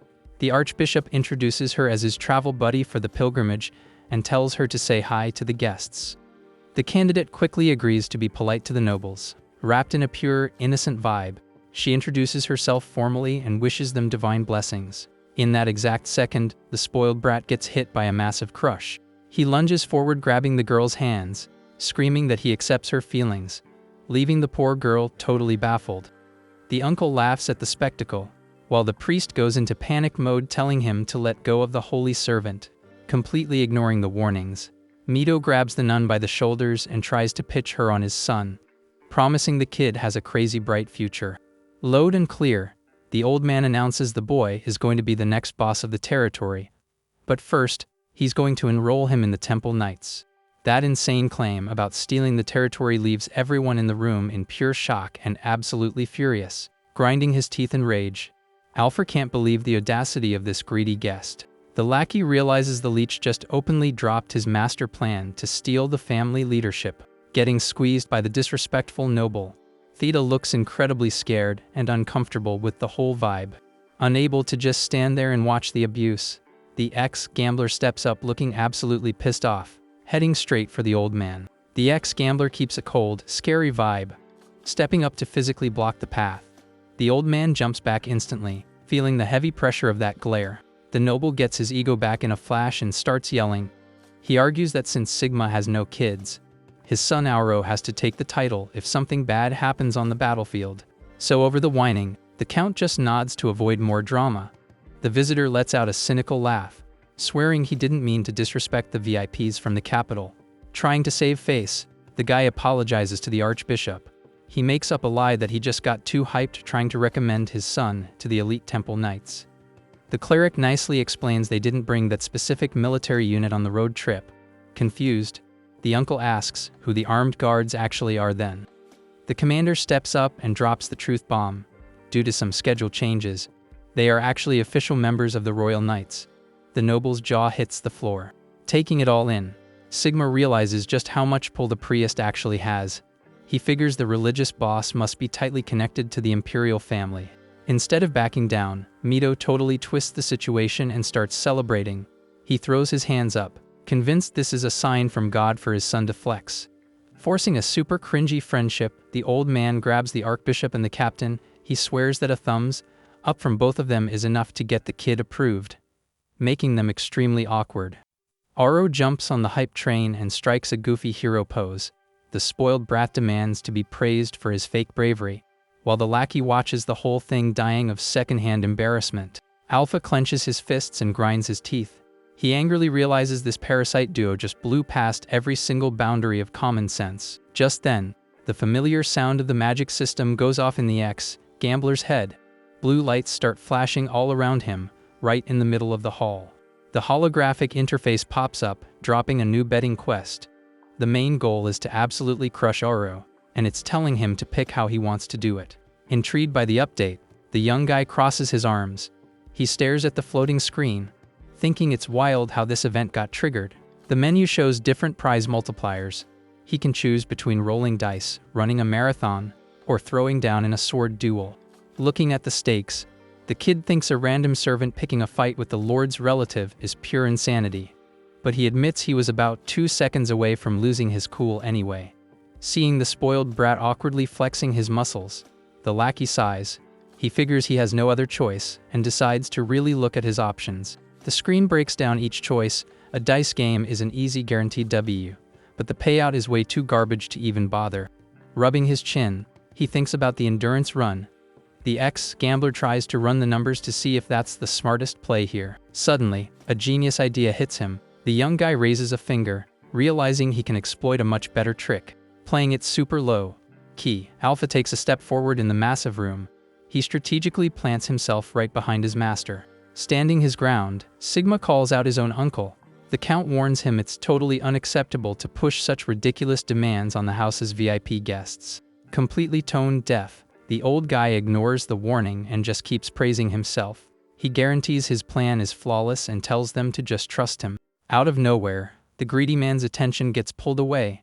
He spots some weird movement right next to him. The ex-gambler pops up radiating massive fake energy, suggesting the spoiled kid just take the entrance exam right here, right now. The jump scare makes the noble shake in his boots. Being a total drama queen, the lackey hypes the idea up like crazy. He acts like he completely agrees with how genius the plan is. The uncle goes into instant panic mode. Stumbling backward, he screams for the god of bad luck to stay far away from him. Outside, the afternoon sun shines on the massive border estate. The military training grounds are prepped to host a super weird event. A bunch of the cavalry and house staff gather in the dirt arena. They form a massive circle to watch what's about to go down. In the middle of the yard, the capital officers set the stage. The commander steps up to the challengers to explain the rules for this random test. Booming with authority, the captain grabs everyone's attention in the arena. He officially announces the start of the Royal Order entrance exam. Up in the shaded bleachers, the VIPs watch the whole thing.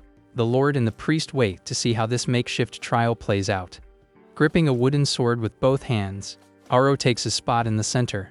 The rule is simple, he has to beat 3 guys in a row to pass. Shocker of the day, the announcer calls the first opponent. Alpha walks onto the field holding his practice weapon, looking cool as a cucumber. The Imperial officers watch the kid with a lot of interest. They're waiting to see what a random attendant can actually do in a real fight. The head butler is completely lost. He wonders where the lackey got the sudden confidence to throw himself into a brawl like this. Locked onto his opponent, the ex-gambler looks super confident. He acts like he's got the entire match mapped out in his head. Thanks to his earlier scheming, the kid had talked the archbishop into letting him go first. Since it was just a formality test, the cleric gave it the thumbs up. Oda felt terrible seeing the young guy dragged into the family's messy politics. The kid calmed his boss down, saying the whole thing hinged on the uncle's reactions anyway. But the old servant dropped a major warning.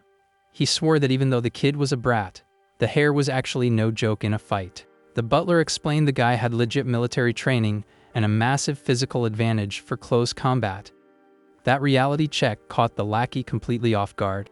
Pure panic hit the kid instantly. He complained it was basically impossible to beat a trained fighter when he'd only practiced swords for a couple of days. Staring at the system screen, he started freaking out that he bet all 20 chips on the absolute hardest challenge. The massive multiplier totally blinded his common sense. Shaking with regret, Alpha kicked himself for not picking the safe dice game. Since he blew the rest buying skills, losing this fight meant going completely bankrupt in the system. Looking for a lifeline, he asked if the official knights could just wreck the idiot's son later. The old servant just scolded him, telling him to respect the noble's title. Almost losing his mind, the ex-gambler took a deep breath, claiming he at least had a strat. The backup plan was just to tire the guy out so he'd lose the next rounds. The boss ordered him to make sure he was ready for whatever happened after the fight. The young lackey quickly agreed to the mission. The kid thought about the dangerous greed of that duo. If the brat got into the royal order, the uncle's power would blow up enough to steal the whole territory later. With a cold, determined look, Alpha swore to crush that problem once and for all. He wasn't going to let his master's house fall to those parasites. Back to the present, the hot sun beats down on the training ring. The 2 fighters keep their distance, waiting for the buzzer. Chilling in the bleachers, Mito crosses his legs looking super suspicious. He mutters to himself, trying to figure out why a lowly attendant is crashing an official exam. The old man quickly brushes it off with an arrogant sigh. He highly doubts that kid can pull any dirty tricks in a straight-up fistfight. With an evil smirk, the visitor preps his backup plan. If by some miracle his son chokes the physical test, he's got an ace up his sleeve ready to go. In the ring, the young heir holds his weapon looking bored. He figures even though he's fighting a peasant, he has to at least fake trying, living up to his old title as the god of bad luck. The ex-gambler digs his feet into the dirt. Knowing all his precious chips are on the line, he swears to fight tooth and nail for the W's. The commander raises his hand and screams for them to start. The quiet yard immediately erupts as the fighters rush in. Wasting zero time, Aro charges like an angry bull. He raises his wooden sword, ready to drop a devastating overhead strike. The lackey's eyes go wide at the insane speed. The brute force attack his way faster than he thought. On pure reflex, Alpha throws his weapon up horizontally to block. The heavy crash makes his arms shake under the massive weight. Terrified by the hit, the young nun screams her friend's name in total panic. In the crowd, the Imperial officers silently respect the kid's solid block. Straining his arms so he doesn't get squashed, the ex-gambler accepts the harsh reality. The power gap between them is astronomically huge. The noble pushes forward, raining down a ruthless combo of heavy slashes. The lackey backs up, feeling firsthand what it's like to fight a guy who's trained his whole life. Unable to tank the last hit, the kid loses his balance and eats dirt hard. He panics, realizing there is literally zero opening to pull off his plan. Super cocky about winning, the spoiled heir raises his weapon again. He gets ready to end the fight in the most embarrassing way possible, but the big guy gets distracted by the bleachers. He spots the young nun with her hands clasped, giving off a glowing aura of pure support. Desperate to flex for the girl, he strikes a ridiculous pose in the middle of the arena. He yells for her to watch how epic his combat skills are. Hyped up, he drops a storm of rapid-fire hits on the grounded kid, Laughing like a maniac, he figures sweeping all three guys is going to be a walk in the park. Getting totally pummeled, Alpha struggles just to stay in one piece. The noble laughs internally, seeing the peasant has absolutely zero chance of fighting back. The arrogant here is already daydreaming about his next wins. He guesses the final official knight might be the only one who makes him sweat. Completely lost in the sauce, Aro pictures the nun as an angel of love blessing his fight. He swears that with her cheering for him, taking an L is literally impossible. The big guy stands there looking like a lovesick fool. His fantasies completely hijack his brain mid-fight. Using the guy's weird pause, the lackey gets up and fixes his stance. He realizes just getting beaten like a drum is completely ruining his street cred. To switch the vibe, the young attendant calls out to the opponent. He fakes respect, saying this whole exam only happened because of the hair. Killing the noble's hype, the ex-gambler calls him out by dropping his guard. Being totally toxic, he warns the guy he's only getting one single shot at a perfect attack. The trash talk totally backfires on the delusional guy, who blushes super hard at the move. Oro thinks that level of chivalry is epic and hopes his crush is watching the flex. Taking the risky bait, the lackey raises his wooden sword and says he's going to milk this chance for all it's worth. The two fighters square up in the center of the dirt ring to kick the official match back off. Totally delusional, Oro daydreams that since he's joining the Royal Knights and already thinks he's better than the Count, he'll definitely be promoted to squad commander in no time. The ex-gambler rushes in out of nowhere and perfectly crosses his weapon against the big guys in a straight clash. Confused by the sudden rush, the spoiled noble has no idea why the peasant is just standing right in his face. Truth is, no matter how good you are, trying to counter a totally alien sword style is basically impossible. Flashing a crazy intense, confident look, Alpha thanks the guy for dropping his guard and calls him a total sucker. Jumping on the perfect opening, the kid triggers his magic skill meant to shatter defenses and knocks the opponent's weapon straight up with a crisp strike. Up in the stands, the archbishop and the young nun watch the lightning fast move, looking absolutely amazed and full of hope. Unable to block, Aro's guard is completely blown wide open by the brutal counterattack. The capital's commander watches the weird technique closely, telling his squad to keep their eyes locked on the kid. Seeing the sword coming straight for his face, the big guy goes into absolute panic mode. Pouring his entire soul into the moment, the kid lets out a furious battle cry as he launches his ultimate attack. Moving at insane speed, the practiced sword comes crashing down from above in a savage swing. The heavy hit smacks the noble dead on, sparking brutal pain and leaving him completely dizzy. The hero's massive body hits the dirt hard, sealing his embarrassing defeat right in round one of the exam. Losing his mind seeing his son get dropped that fast, Mito lets out a hysterical scream of pure horror from the bleachers. Instantly, the Imperial officer raises the ex-gambler's hand and crowns him the absolute winner of the duel. The priest and the nun celebrate the W, going crazy. Just relieved the kid made it out of the fight in one piece. Letting out a huge sigh of relief, the kid is super thankful he dumped all his chips on buying that specific skill. The glowing system panel confirms the special technique that disarms and breaks the enemy's stance was a massive success. Salty about the ending, the uncle storms the training area screaming, demanding to know why everybody is cheering. Foaming at the mouth, the old man accuses the lackey of committing an unforgivable crime by hurting a sacred member of the nobility. Keeping it professional, the captain argues that in a physical sword exam, catching a few bruises is just part of the game. The visitor shoots down the excuse and stubbornly insists the peasant could have stopped his swing since his opponent was defenseless, but chose to hit him on purpose. Pointing a trembling finger, the hysterical guy demands that the whole crowd act as witnesses to this supposed intentional beatdown. Gritting his teeth with pure hatred, Mito swears the kid set this whole thing up to stop his son from joining the knights and promises he's going to make him pay dearly. Watching the drama unfold from a distance, the other estate workers break into a cold sweat, terrified that a major disaster is about to happen. Cranking up the drama even more, the uncle claims that a slightly different move could have taken the boy's life, labeling the act as a real attempt to end him. With that, he turns all his fury towards Sigma, threateningly demanding to know if that attack was a direct order from the head of the house. In his twisted thoughts, the scammer celebrates the chaos, seeing this as his perfect trump card to take down the Count once and for all. The master of the estate stands up, giving off an extremely ice-cold vibe, while the relative demands to know how he's going to fix this massive screw-up.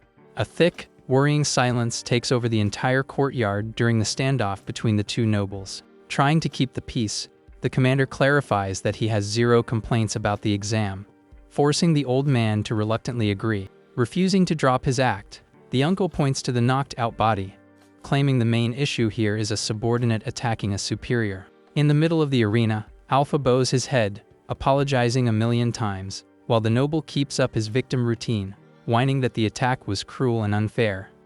The nun and the church leader listen to the accusations in silence, noticing the dark turn this conflict has ended up taking. Yelling his lungs out, the guy raises his fists, demanding that the lackey gets the harshest punishment the law allows. Soon, the blackmailing focus shifts back to the count, publicly calling him out for refusing to take action against the assault committed by his own worker. Shaking with pure rage, the visitor rants that letting this slide is the same as supporting a rebellion against the Empire's entire class system. Looking for some heavy authority to back up his exaggerated claim, he stares down the priest, searching for backup. Pressured by the tricky political situation, the archbishop sweats nervously and ends up agreeing that the Lord's logic makes sense under the law. Hearing the affirmative, the former gambler's eyes go wide, instantly realizing just how dangerous his opponent's trap has become. Using his own fake out, the kid stumbles toward the old man, taking all the blame and clearing his master of any involvement. Throwing himself to his knees in the dirt in a calculated act of desperation, the commoner begs to take the punishment all by himself. The young guy's drastic move echoes through the courtyard, leaving the other servants in absolute shock. Gripping the dirt with both hands and keeping his head down, Alpha smirks maliciously as he offers his own life, leading the old man straight off a cliff. Totally unaware of the psychological trap, the candidate and the old cleric stress out internally, genuinely worried about the kid's safety. Kicking dust into the kid's face with zero remorse, Mito tells him to shut it, claiming this issue no longer concerns a mere insect. Under the noble's hostility, the former gambler keeps his head buried, waiting for the final strike of his genius master plan. Milking the power of his VIP audience, the scamming relative loudly announces an official petition to strip Sigma of his title as ruler of the border. Even hearing his title getting snatched right to his face, the war hero keeps his expression completely neutral and unreadable. The sheer audacity of trying to topple the top leader deeply shocks the archbishop. The other family employees gulp hard, terrified of the dark future heading for those lands. Posing as the voice of reason, the manipulator requests that the capital officials hand the report straight to the imperial family for a strict judgment. The knight commander agrees to the political protocol, promising that if the claim holds water, it'll be taken to the crown without delay. Smug about his successful plan, the old man holds up two fingers to publicly expose his nephew's supposed incompetence. The first major flaw on the list is his lack of control over the staff, creating an intolerable vibe of rebellion and breaking order. Forcing his voice, he declares that the unforgivable mistake was ditching tax collection, causing a crisis that bankrupts the people and blocks payments to the emperor. Overflowing with twisted pride, Mito demands the immediate transfer of power to his name, swearing he's the only man worthy of fixing these rookie mistakes. Following Empire rules, the commander turns to Sigma and asks if the noble wants to present any kind of defense. Resting his hand on the hilt of his sword, the count casually walks to the front of the stands like it's no big deal. Showing zero attachment to power, the warrior states that if the crown finds him unworthy, he'll gladly hand the territory back. Hearing this super easy surrender, the kid lifts his face from the dirt, totally dumbfounded that his master simply doesn't give a crap about politics. The group of workers in the back goes into a collective panic, witnessing the tragic and early end of their protective leader. Freaking out over the disaster, the vice commander of the house's forces interrupts the lord and begs him to take back that dangerous statement. Unshackable in his loyalty to the nation, Sigma replies that dedicating his life as a sword of the Empire is the only thing that truly matters, regardless of the title he holds. The uncle points at the scene in awe, pulling the cleric close to ask if he heard his nephew's voluntary resignation loud and clear. An evil grin takes over the usurper's face, celebrating how ridiculously predictable that battle junkie was. The archbishop sighs, heavy with sadness, lamenting that the house's fate is sealed if that's Lord Sigma's final word. In his selfish thoughts, Mito praises his own ability to flip the script, claiming that in high society, the truth is written by whoever knows how to pin the blame on someone else. Chuckling mockingly, he reflects on how muscles and the fame of swords are completely useless against a good old corruption scheme. Wrapped up in his disgusting ambition, the old man lets out a monstrous, full-lunged laugh, savoring the ultimate victory of finally becoming the master of the Leonius family. However, right in the middle of the scammer's sick celebration, Alpha suddenly starts letting out the exact same loud, obnoxious laugh, throwing his body back without a single care. Completely thrown off by the commoner's outburst, Mito cuts his own cheering short and glares down in shock, demanding to know why this weird kid is laughing along. Getting the trio back on track after the lackey's laugh attack, the Archbishop suggests everyone analyze if the arrogant visitor is actually fit to take over the border's title. Wasting no time, the head butler Oda steps forward with serious confidence to present himself to the cleric. Mito turns his head, completely confused by the old servant's sudden move. The butler drops the bomb that the profits from the mine handed over to the scammer are massive, yet suspiciously, his tax payments are absolute zero. On top of that, he questions what military merits the father and son even have, pointing out that both dodged the army using lame excuses. Feeling the burn, the uncle blows a fuse, telling the subordinate to shut his trap and calling him insolent. Keeping a totally chill vibe, the church leader lets him know they are just checking the facts and asks the guy not to get his feelings hurt. Taking advantage of the opening, Auda holds up the accounting books from the scammer's exclusive trading company, proving he was selling basic goods for 3 times the normal price. The usurper goes into full panic mode, frantically asking how the servant got his hands on those highly classified documents. Pointing at the courtyard, the butler explains he just nicely asked the merchants for the papers under the direct orders of the Archbishop.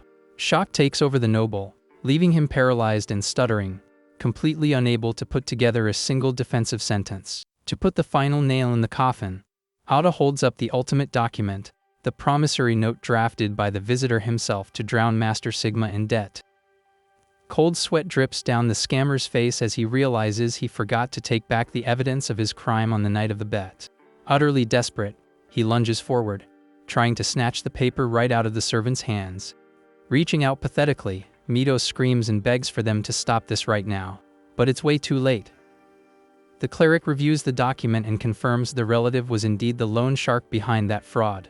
The Archbishop is disgusted to spot a ridiculous clause listing the border territory itself as collateral for the loan. Turning to the Knight Commander, the religious leader asks if that document poses a serious legal issue. The officer confirms that trying to snatch Empire land is a massive violation. As a direct consequence, the penalty for this stunt demands the immediate stripping of the guilty party's entire noble status. The news drops like a nuke on Mito, who lets out an agonizing scream as he watches his delusions of grandeur turn to dust. Keeping his cool, the officer announces he'll take the petition and all these shameful facts straight to the imperial family for judgment. Before wrapping up, the priest raises a finger, noting he just needs to make one more major correction to the story. He states that due to last year's terrible harvest, a ton of nobles begged for tax cuts, but the Leonius house paid everything in full. Opening his arms with utmost respect, the old cleric declares that Lord Sigma is undoubtedly the figure the emperor trusts the most. Hearing such epic praise makes the estate's workers and soldiers erupt into cheers for their master. A massive wave of joy sweeps the entire training grounds, proving just how much respect these people have for the hero. The Lord of the Border watches his crew celebrate, keeping his classic chill and reserved expression. Meanwhile, Oro shakes his dad, who is collapsed on the ground, panicking and yelling that their master plan just blew up in their faces. The old scammer stays slumped in the dirt on his knees, completely drained of the energy to react to the disaster he brought upon himself. Humiliated in front of everyone, he just cries pathetically while hearing his name being called. Alpha gives a huge thumbs up with a massive grin, praising his opponent's guts for trying such a risky comeback. Even if it only ended up being a great punchline. Consumed by hatred, the old man points at the kid, figuring out that his whole lucky reputation was just a massive fake out to ruin him. Before things get any messier, the giantson scoops up his defeated dad and carries him off the property as fast as humanly possible. Days later, The imperial family drops an official order stripping the scammer of all his succession rights and handing the mine back to the true count. He was also permanently banned from ever sticking his nose in border business again. The magic system quickly kicks in, congratulating the MC for winning the bet and crushing the spoiled hare in the duel. Checking the floating blue interface, the former gambler cheers as he sees he just scored 80 valuable tokens as a prize. With that old parasite's plot completely trashed, peace finally rules the Leonia's lands once again.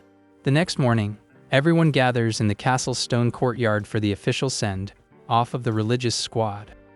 The Archbishop shakes the Lord's hand as a sign of deep friendship and mentions he can't wait to see him again soon in the capital. Escorted by his royal guards, the old cleric kicks off his long journey back home under the bright sun. The border crew watches the departure in silence, paying their respects to the central temple's kind leader.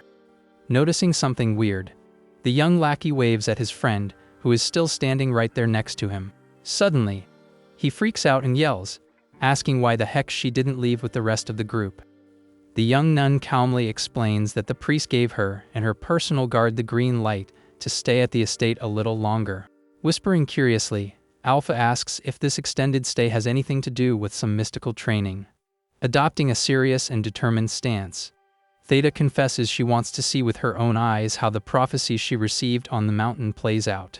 The former gambler flashes a friendly smile and wishes her good luck on her personal quest. Cutting to the dirt field, the hardcore military routine is in full swing, with soldiers sweating buckets during physical training. Grabbing everyone's attention, the spoiled hare raises his hand and loudly introduces himself in the middle of the circle. He swears he's changed his ways and promises to grind hard like a regular soldier. But the veterans just think the rookie is way too loud. The vice commander breaks it down. Since the guy's privileges were suspended, he gets the same tough treatment as any other recruit. Spotting the lackey, the big guy runs toward him, yelling his name with insane hype. Oozing friendliness, the demoted noble drops a sincere apology for all the drama that went down during that intense trial. Soon, he starts hyping up the kid's incredible technique in the duel, making Alpha totally awkward since he knows it was just a system cheat. Shaking the commoner's hand with passion, the guy says he's super eager to work together, making the lackey admit that he's surprisingly a decent dude. Determined to prove his worth, Auro sprints across the yard, locked in on his new weapon drills. The former gambler also tackles the brutal fencing routine, keeping in mind that this region's army is considered the absolute strongest elite force in the Empire. History books back it up. Most of these guys survived the Nightmare Gulf campaign fighting shoulder to shoulder with Sigma himself. Thanks to countless brawls against brutal beasts, a completely unmatched military force was forged right there. And among all these frontline heroes, 3 commanders stand out on a terrifyingly high power level. Suddenly, one of the leaders leaps with fury and smashes the ground, literally using a giant tree trunk as a weapon. The impact force is so absurd it instantly shatters the soldiers' defenses and sends them flying. After wiping out the front line all by himself, the giant grumbles that he needs more opponents for a proper warm-up. This juggernaut of pure destructive power is Ogun, the dreaded commander of the 1st Division. On the other side of the arena, a furious recruit charges at a blonded knight who looks like he's on vacation. Without breaking a sweat, the veteran blocks the direct hit just by twirling his wooden weapon. The buttery, smooth move makes the attacker's blade slide right off without leaving a scratch. Capitalizing on the slip-up, he disarms the soldier with a crazy fast and unpredictable counterattack. Holding both swords, Commander Visconti flashes a friendly smile, praising the recruit's hustle. Watching the technique from afar, Alpha is mind blown to see the guy flawlessly execute the exact same skill he bought from the system. Nearby, a hurricane of strikes hits a training dummy at a speed you can barely track. The wooden frame is completely obliterated in seconds by the crushing blows. Flexing ridiculous martial arts mastery, the warrior finishes the combo with a rock-solid, agile stance. This speed demon is Claude, the vice commander in charge of leading the troops whenever the count is out. Sweating bullets from nerves, the young lackey realizes every single one of those veterans is an absolute monster on the battlefield. Despite their intimidating strength, he spots Ogun and Visconti clashing weapons in a heavy spar, finally understanding the weight of being surrounded by living legends. Locked into the fight, the Speed Master analyzes every single move his opponents make in the arena. Wasting no time, Claude dashes in, firing off an incredibly fast vertical slash at his rivals. With an ear-splitting crash, the giant Ogun blocks the rush using his massive log. Taking advantage of the mutual distraction, the blonde guy attacks from behind, delivering a ruthless horizontal sweep. Showing off ridiculous reflexes, the vice commander twists his body and perfectly parries Visconti's sneak attack. With a slick move, he quickly backpedals across the dirt yard to put some space between him and the two absolute units. The arena turns into total chaos as the three warriors trade an insane flurry of lightning-fast, heavy hits. Keeping his guard airtight, Claude effortlessly intercepts a furious strike coming straight from above. The two commanders get a huge shock when they realize their sparring partner completely shattered their rhythm. With insane agility, the martial arts master sweeps the giant's legs while tagging the blonde guy at the exact same time. Sensing the immediate danger, Visconti plants his feet and readies his sword to tank the worst of that rush. With a powerhouse jump, Claude channels all his strength into a devastating aerial strike aimed right at his target. The violent impact makes their wooden weapons crack under the brutal clash of their combined power. Sweating cold, the blonde knight tanks the crushing weight of the blow, while trying to keep his footing in the dirt. To wrap up the flex of strength, the fighters take a breather in the dust, leaving the giant defeated on the ground. Calling it a day for now, Claude wraps up the training session, making the awestruck lackey realize his master must be the scariest warrior of them all. Fast forward 1 month, showing the majestic sacred mountain shining under a crystal clear blue sky. On the border roads, the first waves of believers start rolling in on horseback for the ultimate spiritual road trip. The elders look around in pure awe, feeling massive peace as they finally step foot on those tranquil lands. Guided by imperial knights waving red flags, the tourists bring wild energy and heavy foot traffic to a territory that used to be a ghost town. Helping his elderly mom along the path, one of the guys excitedly points out they're super close to the top of Uremia Peak. Holding the guide flag high, the soldier keeps the vibes immaculate, joking that nobody better drop dead from exhaustion on the final stretch. The Grand Stone Temple is now packed 24/7 with visitors paying their daily respects to the big boss upstairs. Down in the wide streets, a legit open-air market was built to handle the flood of newcomers. Hyped about the wealthy crowd, the local merchants yell out welcomes and pitch their goods from charming, colorful stalls. Juicy meat skewers sizzle on hot grills, pulling in customers with an absolutely god-tier aroma. Fresh bread and top-tier grub pile up on the wooden displays, flexing the wealth generated by the new economy. Strolling like a boss through the sunny shopping hub, Alpha checks in on the flawless results of his tourism project. Full of energy, the kid hits up one of the workers he knows to ask how sales are holding up on this crazy busy day. Bursting with joy despite the heavy load on his back, the old man thanks the kid from the bottom of his heart, swearing business is literally booming. Satisfied with the update, the former gambler notes that the pilgrims come down the mountain starving and naturally toss their wallets at the food stands. The porter nods in agreement, adding that the little medals forged by old Yogi also became a massive hit with the tourists. Scavenging leftover metal from horseshoes at the big stable, the talented blacksmith found a fresh money, making use for his tools. The neat silver charm became the ultimate, high-value souvenir for believers to take home after their life-changing trek. Adjusting his heavy wooden crate, the worker jokes that his only struggle now is hauling so much merch up the mountain without whining. Seeing a tourist scarfing down the fresh food, he says that seeing people smile makes all the backbreaking work totally worth it. Reflecting on the team's massive win, the sweaty-faced man concludes that, at the end of the day, this whole hustle ended up being a huge victory for everyone. He admits he's no business guru, but he agrees with the lackey that seeing the locals thrive just feels incredibly good. Pumping his fist in the air, the worker heads out, celebrating that they're finally living in the border's golden era. Watching his buddy march off full of life, Alpha cracks a genuine smile of peace and accomplishment, feeling the gentle breeze on his calm face. The festival vibes fade into the quiet night, and the kid chills on his bunk, studying the ancient tome under the glow of a single lantern. Scanning the thick pages, he feels a huge wave of relief realizing that, thanks to booting the scammer relative, the Lord's unfair demotion was successfully dodged. Sighing peacefully, the young servant figures the tourism cash will fix the budget real soon, meaning he basically speedran his main objective there. But the chill expression vanishes in a flash, replaced by the gut wrenching fact that he has zero power to stop the neighboring country's massive army. The brutal armed invasion, meant to wipe out everything, is set to pop off in a few months, and the Empire's humiliating downfall feels like a ticking time bomb. Reading the old prophecies super carefully, the former gambler pieces together that if the Lord's tragic fate got erased, other parts of history might also dangerously fast forward. Recent rumors about random violent clashes popping up on the country's western border only add fuel to his doomsday theory. Gritting his teeth from pure stress, he instantly realizes the bloody all-out war might blow up way sooner than the book says. Knowing the battle-obsessed Count's personality way too well, the kid swears the noble would ditch leading his people just to charge headfirst into danger solo. Imagining the silent suffering and tears of the humble folks getting left behind gives the kid an agonizing knot in his chest. Slamming the magic book shut, he makes a hard call. He absolutely refuses to just sit back and watch disaster wreck the lives of those kind-hearted workers. Amused by his own hypocrisy, he chuckles, asking himself since when the ruthless, lone wolf casino hustler started actually giving a crap about other people.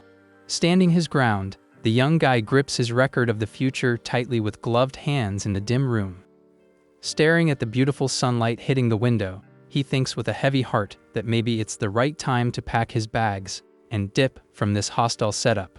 The next sunny morning, the crystal clear sky with birds flying overhead marks the exhausting return to the military grind in the main courtyard. Gripping the wooden sword tight, the kid reviews the lesson, agreeing to forget about speed and focus strictly on shifting his body weight.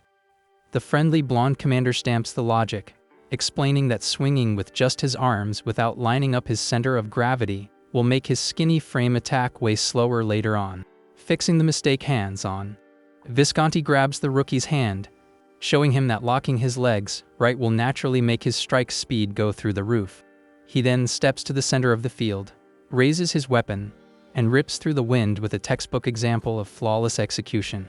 The rookie former gambler stares wide-eyed in total shock, desperately trying to memorize the surgical smoothness and impact of that advanced move. Laughing all hyped about his own sick move, the blonde tells the kid to copy him, but Alpha snaps back, stressing that it's physically impossible for a normal commoner to pull off something that insane. Trying to force the move without actual technique, the kid twists his body wrong and faceplants into the dirt screaming, instantly catching the attention of the freaked-out nun.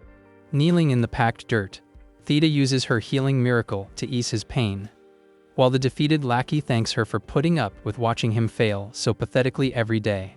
The candidate sweetly argues that feeling helpless is the foundation for growth, but the kid just rants about how a total amateur is supposed to survive among literal legends.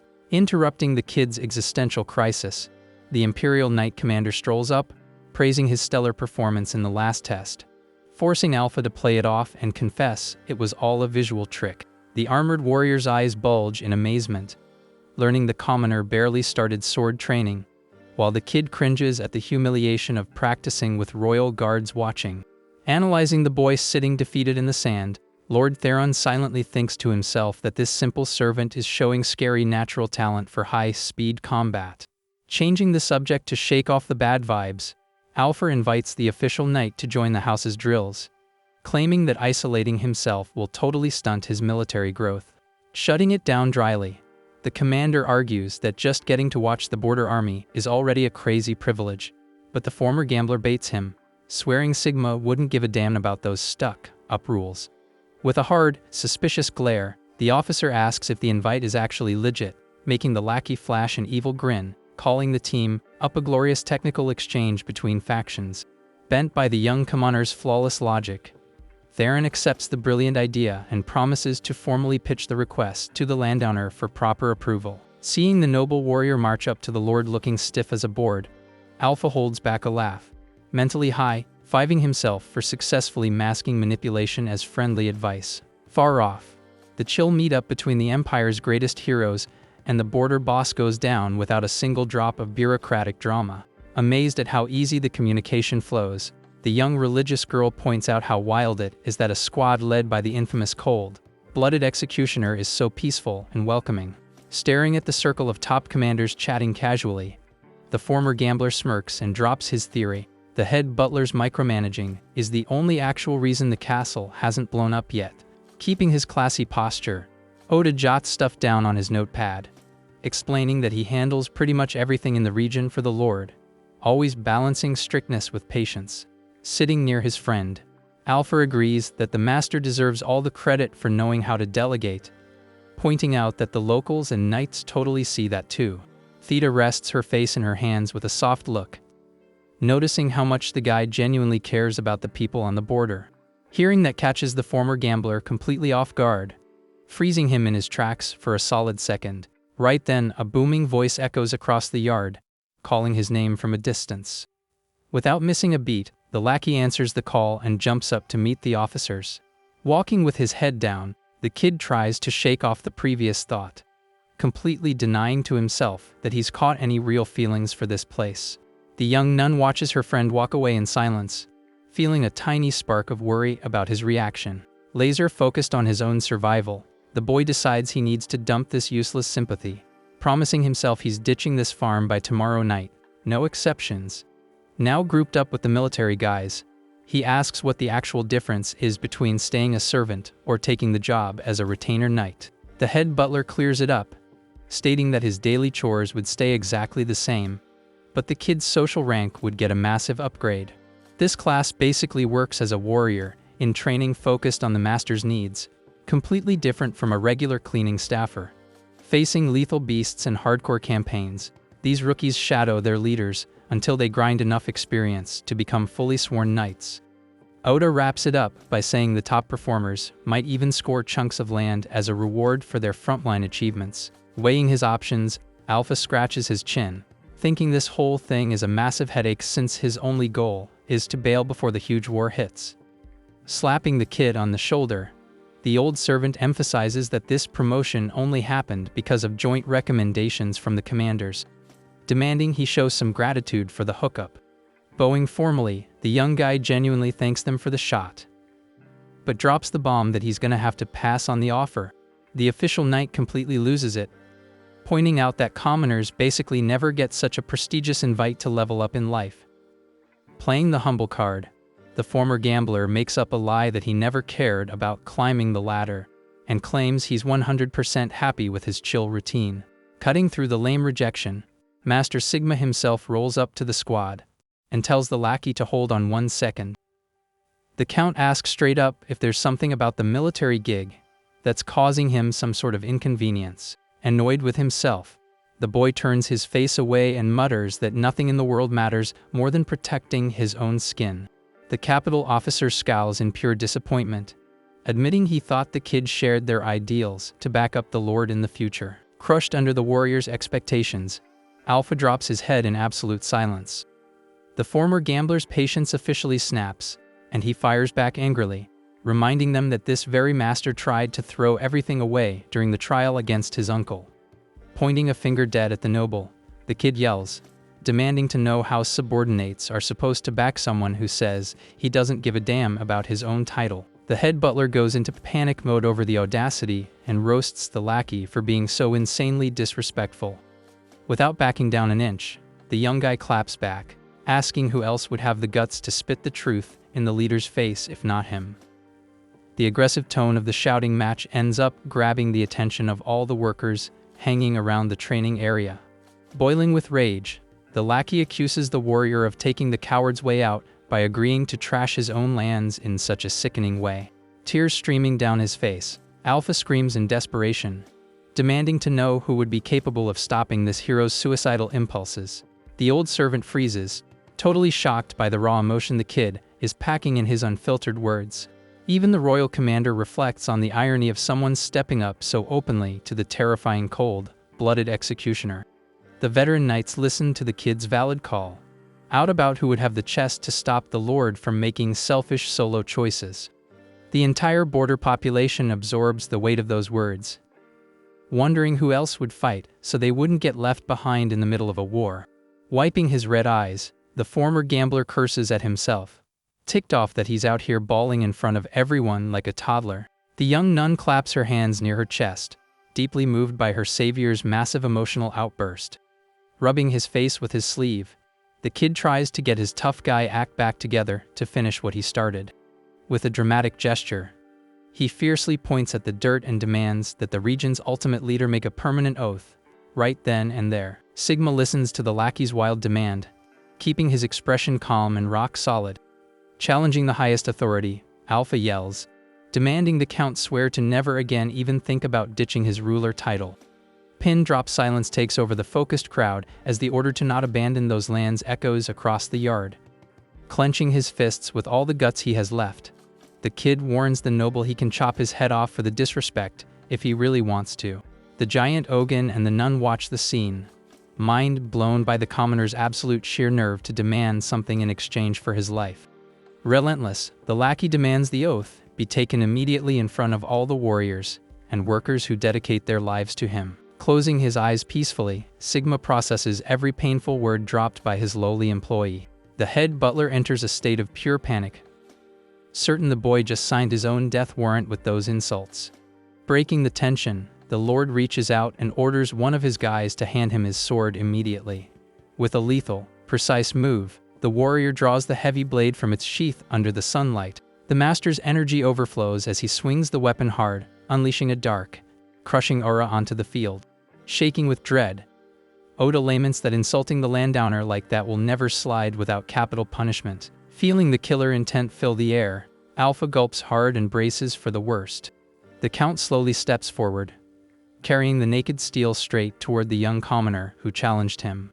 The capital captain watches the tense walk, waiting for the tragic end to this insubordination. Instead of striking, Sigma slams the blade deep into the dirt and drops to one knee in a show of absolute respect for the kid.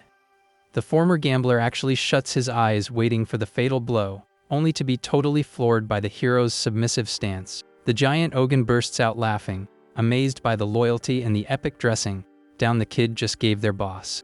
Following their leader's lead, the brutal juggernaut also drops to one knee in the dirt out of reverence. Messing up the freaked-out kid's hair, the vice commander praises the insane guts he had to spit all those facts. Visconti flashes a smile of pure admiration for the boy, while the lackey blinks in confusion, trying to compute the massive plot twist. Swept up by the heavy vibe of loyalty, all the peasants and workers start bowing around the kid. The guards further back and the villagers join the wave, forming a massive block of faithful subjects. In a chillingly epic scene, the entire army and the people kneel at the boy's back, placing their destiny in the leader's hands. Gripping the hilt of the sword planted in the ground, Sigma closes his eyes and calls on the heavens to witness his promise. With a booming voice, the hero swears to shape the future of his allies and dedicate every beat of his heart to protecting the peace and his people until the very end. Responding to the oath, the great warriors scream their lungs out, declaring their swords are ready. The group of workers echoes the hype, swearing their devotion is unshakable. The whole courtyard explodes into an epic war cry, pledging eternal loyalty to the great lord of the border. The former gambler stands totally alone in the middle of a kneeling army, processing the scale of the historical event he just triggered. The blonde knight tosses the ball back and asks what the kid's final call is on the military invite. Snapping back to reality, Alpha stutters, completely cornered by all the emotional and peer pressure. Throwing his arms up dramatically, he yells that he gets it and accepts becoming a retainer knight before he loses his mind. Dropping to his knees along with everyone else, the kid figures this second chance was a gift, and running away now would be a massive waste.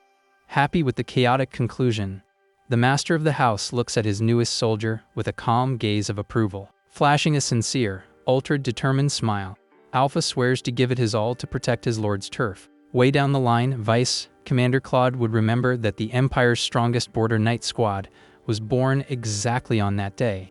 Totally switching vibes, absolute chill rules over the crystal, clear waters of the region's huge lake.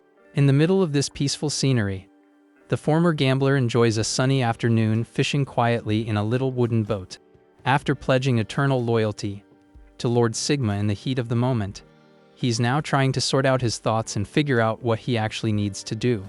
His main quests are pretty straightforward: level up the border territory, boost the master's rep in the Empire, and win the war against the neighboring nation. That last one sounds like an impossible mission, but his attention quickly shifts when his bobber sinks underwater. Hyped by the heavy pull, the kid realizes he hooked something and starts reeling the line in. The resistance is brutal, a clear sign that the beast on the other end is massive. Straining against the rod, he figures every epic quest starts with a single step and decides to just focus on what he can handle right now. Out of nowhere, a violent whirlpool churns the water right behind the tiny boat. Totally clueless to the danger, Alpha celebrates his win as he hauls a huge, beautiful fish onto the deck. Full of grit, he promises himself he's going to rewrite all that tragic, destructive destiny detailed in the history book. Holding up his epic catch with pride, the kid praises the spot, thinking it's a top-tier location to farm good resources. A weird sound suddenly echoes across the lake, grabbing the lackey's attention. Looking toward the shore, he spots a guy waving frantically from the wooden pier. The worker screams his lungs out, telling him to paddle, while the kid assumes he's just getting hyped up for the sick catch. Gesturing like crazy, the villager tries to warn him about something incredibly dangerous. Not getting the hint at all, the former gambler tilts his head, trying to decode the warning. In that exact second, a colossal explosion of water erupts right behind the tiny wooden boat. Caught completely off guard by the impact, the kid lets out a panic scream as the craft is launched into the air. The wooden frame is ruthlessly shattered into splinters, violently throwing the lackey into the choppy waters, wrecking everything in its path. A gigantic aquatic creature submerges right after, leaving nothing but floating debris behind. Clinging to a chunk of wood, Alpha coughs up water, trying to process what kind of insanity just happened. Once safe, the worker casually explains that the lake is home to a magical guardian beast, meaning you gotta stay on high alert 24/7. Trekking along the shore soaked to the bone and freezing his butt off. The lackey hears he got incredibly lucky he didn't end up as Monster Cho. Later, the scene cuts back to the border lord's massive estate. Strolling down the spotless hallways, head butler Oda runs into the kid dripping puddles everywhere and sarcastically asks if he went for a swim. Shivering and sneezing non-stop, the former gambler apologizes, admitting he made a colossal screw-up. Worried, the old servant tells the kid to go change clothes right away so he doesn't catch a nasty bug. The day rolls on peacefully outside the staff dorms. Sitting on his bed in his new private room, Alpha dries his hair with a towel, enjoying the perks of his job upgrade. Two soft knocks interrupt his chill time, and he quickly gives the green light to enter. Nun Theta walks in, joking about the rumors that he was faking being sick just to dodge sword practice. Getting comfortable, she admits it was just a joke, but points out that everyone is seriously worried about how burnt out he looks.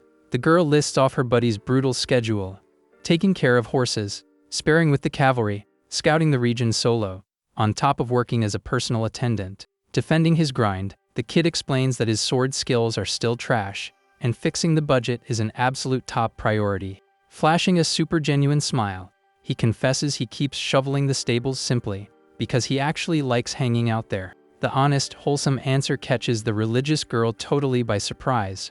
Accepting the guy's stubbornness, she sighs, admitting there's no way to argue with that logic.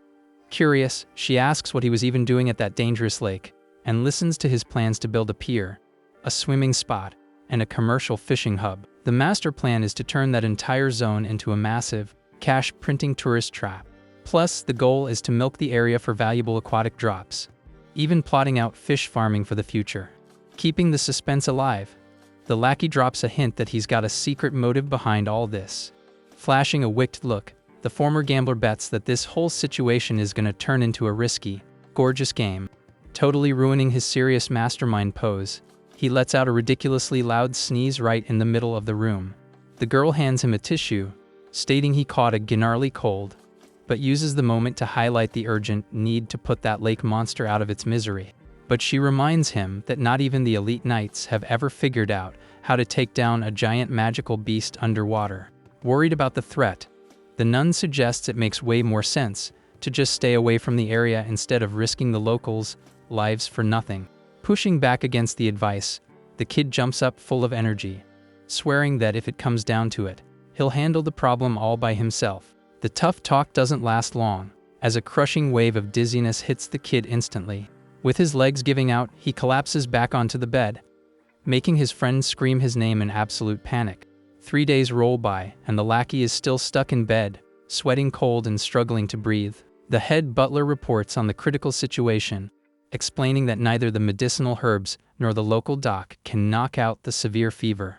Waking up super weak, Alpha apologizes and swears he'll be back on the grind tomorrow, but gets instantly chewed out by Oda, who bans him from doing any work. The old servant politely asks the candidate to head back to her quarters, promising the maids will take care of the sick kid. Stubbornly sticking around a bit longer, Theta stresses out, wondering why her divine magic isn't doing jack to heal him. Her gut feeling points to the worst-case scenario.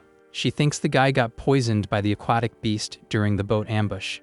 Oda tries to cool everyone down, suggesting that since there are no other symptoms, it's probably just extreme fatigue from his crazy work hours. Playing the diplomat, the butler begs the religious girl to step away, terrified the church will condemn the house if she catches whatever he has. The weight of that responsibility hits the girl hard, leaving her with zero arguments to stay. Understanding the messy situation, the nun agrees to leave, but demands they call her the second his condition gets any worse. Somewhere else in the castle, the border's top military brass huddles up in the war room. Commander Visconti breaks down the lake problem, warning that one tactical slip-up will lead to horrific casualties for the army. Slamming his hands on the table, the giant Ogun declares the only way out is to tackle the danger head-on and resolve things with brute force. The blonde agrees with a smirk, noting that if they ignore the monster, a certain idiotic lackey will try to solo it, and they absolutely cannot take that embarrassment. Night covers the massive estate, plunging the property into a heavy, tense silence. All alone in the dark room, Alpha keeps suffering in bed, groaning in pain under the covers. Totally disoriented from the endless fever, he asks himself what kind of curse just hijacked his body out of nowhere. The feeling inside is agonizing, like some chaotic energy is running wild through all his veins with zero control.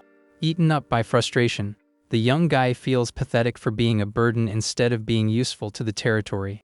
His impatience spikes by the second, knowing that being benched during this critical moment is completely unacceptable. In a burst of rage, he grips the sheets and opens one eye, refusing to accept that he's going to be locked in this bed forever. Channeling all his determination, he challenges the glitch in his blood, telling the infection to bring it on.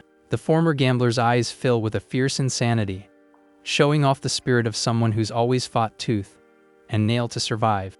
Wrapped in an overwhelming aura of pure willpower, he declares he will never be taken down by some random fever. Suddenly, an explosion of red light and intense heat bursts through the void, hitting the climax of the kid's internal boss fight against the mystery fever. Morning breaks calmly over the massive border mansion, bringing chill vibes after the storm. Waking up with a jump, Alpha sits up in bed totally confused, wondering what the heck just happened. Looking down at his hand, he gets jump-scared seeing a tiny fire creature chilling comfortably on his palm. The kid blinks a million times, not believing his eyes, loudly asking what the heck this weird floating critter is. The little guy tilts its head, blinking its huge red eyes, looking like it's made of pure flame. But surprisingly, it doesn't burn his skin at all.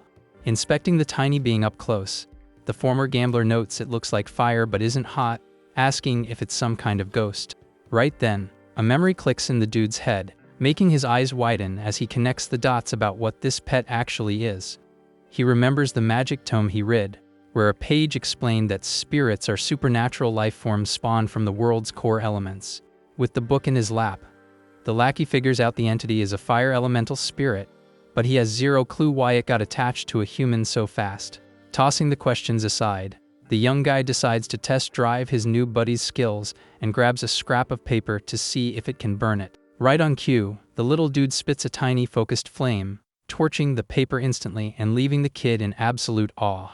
Hyped about the successful test, Alpha flashes a huge grin and cheers, claiming his new pet works like a literal magic lighter. Stoked with his new companion, he hangs out playing with the spirit in his sunlit room. The chill hangout gets cut short when the door slowly opens and Nun Theta walks in, calling his name sounding super surprised. Worried, the girl asks how he's feeling, and the kid promises the fever is completely gone, telling her to check out his new little buddy. But when he looks over, the former gambler is baffled to see the little fire critter straight up vanished out of nowhere. The religious girl crosses her arms, annoyed she's being ignored, while the lackey breaks a cold sweat wondering where the heck his pet ran off to so fast. Later, dressed in his normal gear, the young guy hits up an isolated clearing in the woods to test out his returning spiritual partner's abilities. Scratching his chin, he stares at the floating spirit, wondering if the thing is actually crashing inside his own body.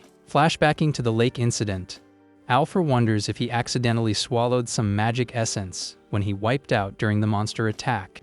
On the flip side, he jokingly theorizes that maybe that brutal fever was just the process of him giving birth to this little fire guy. Shaking off the crazy ideas, the boy decides to focus on the grind and runs across the field, announcing he needs to push the creature's magic limits to the max. Holding a dry branch up high, the kid points at the makeshift target and tells the spirit to try torching it. Instantly, the wood is engulfed in flames, proving the creature follows his direct commands flawlessly. The little beast opens its mouth, showing off sharp teeth, and blasts a super intense, dead-on fireball.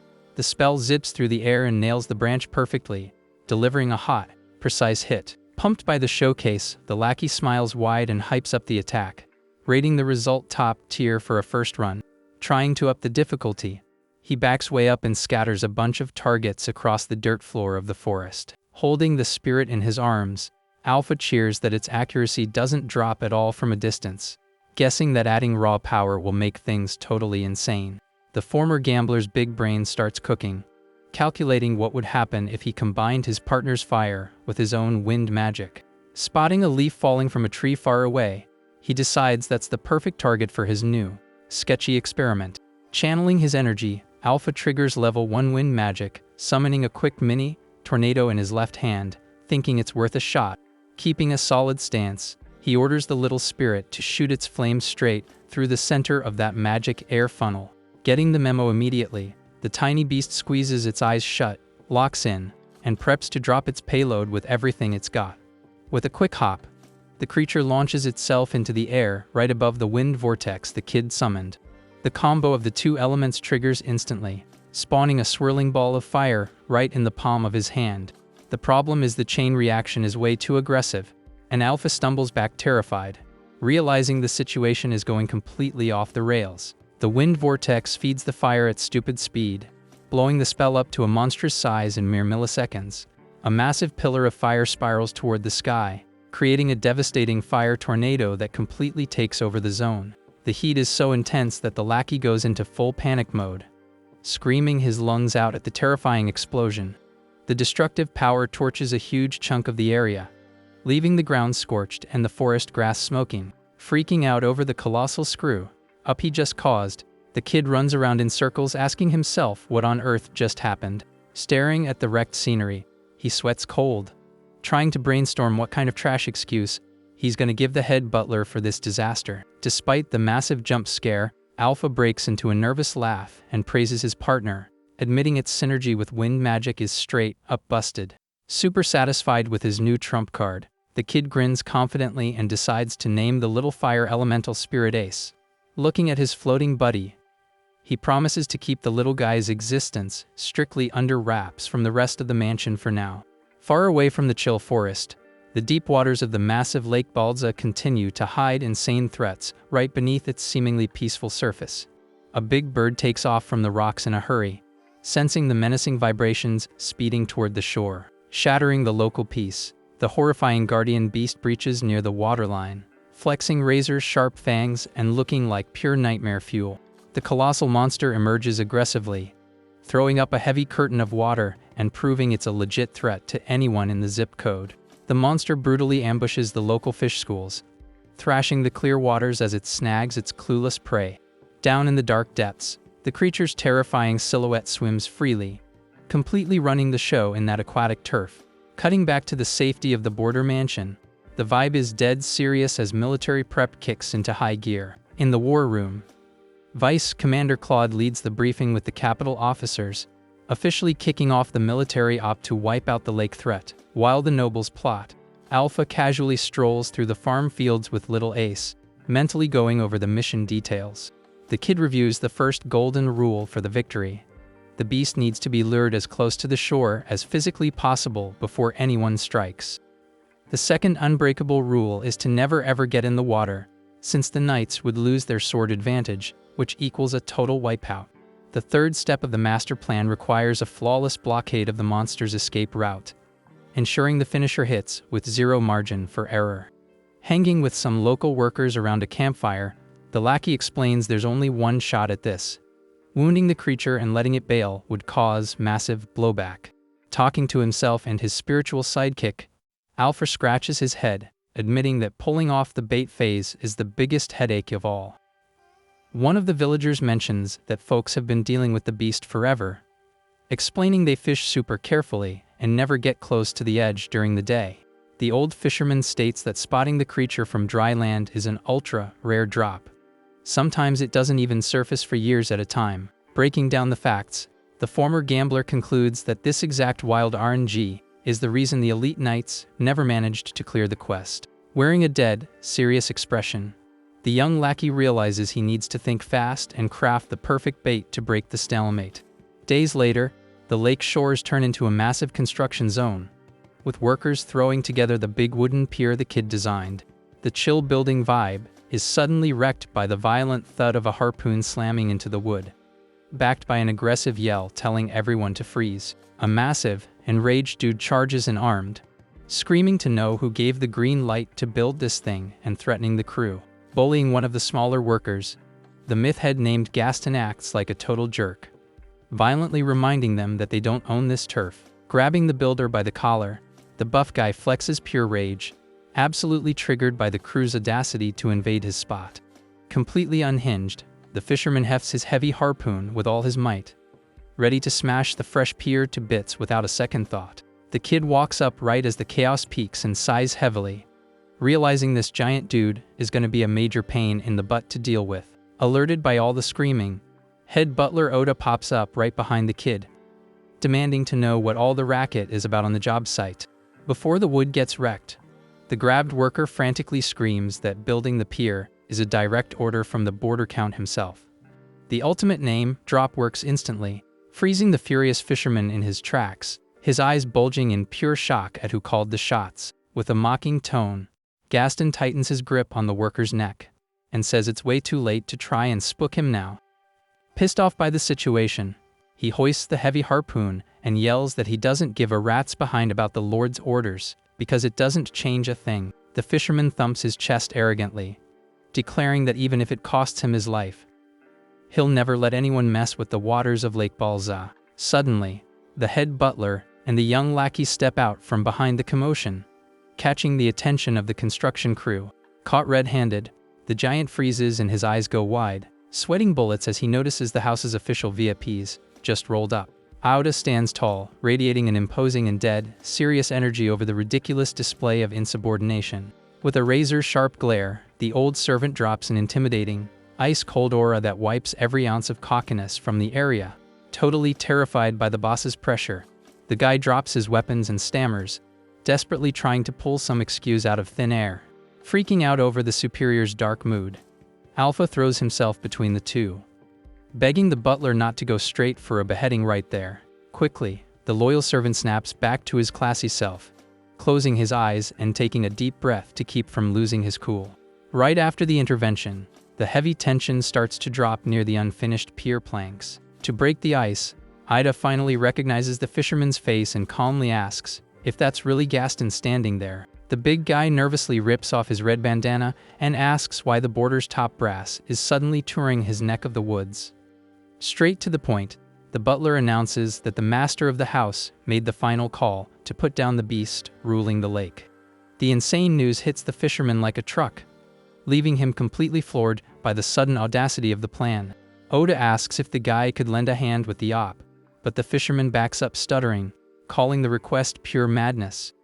Hard passing on the offer, the meathead declares he is completely against the idea and demands they drop this suicidal monster hunt immediately. Giving zero room for debate, the man just turns his back and excuses himself from the area.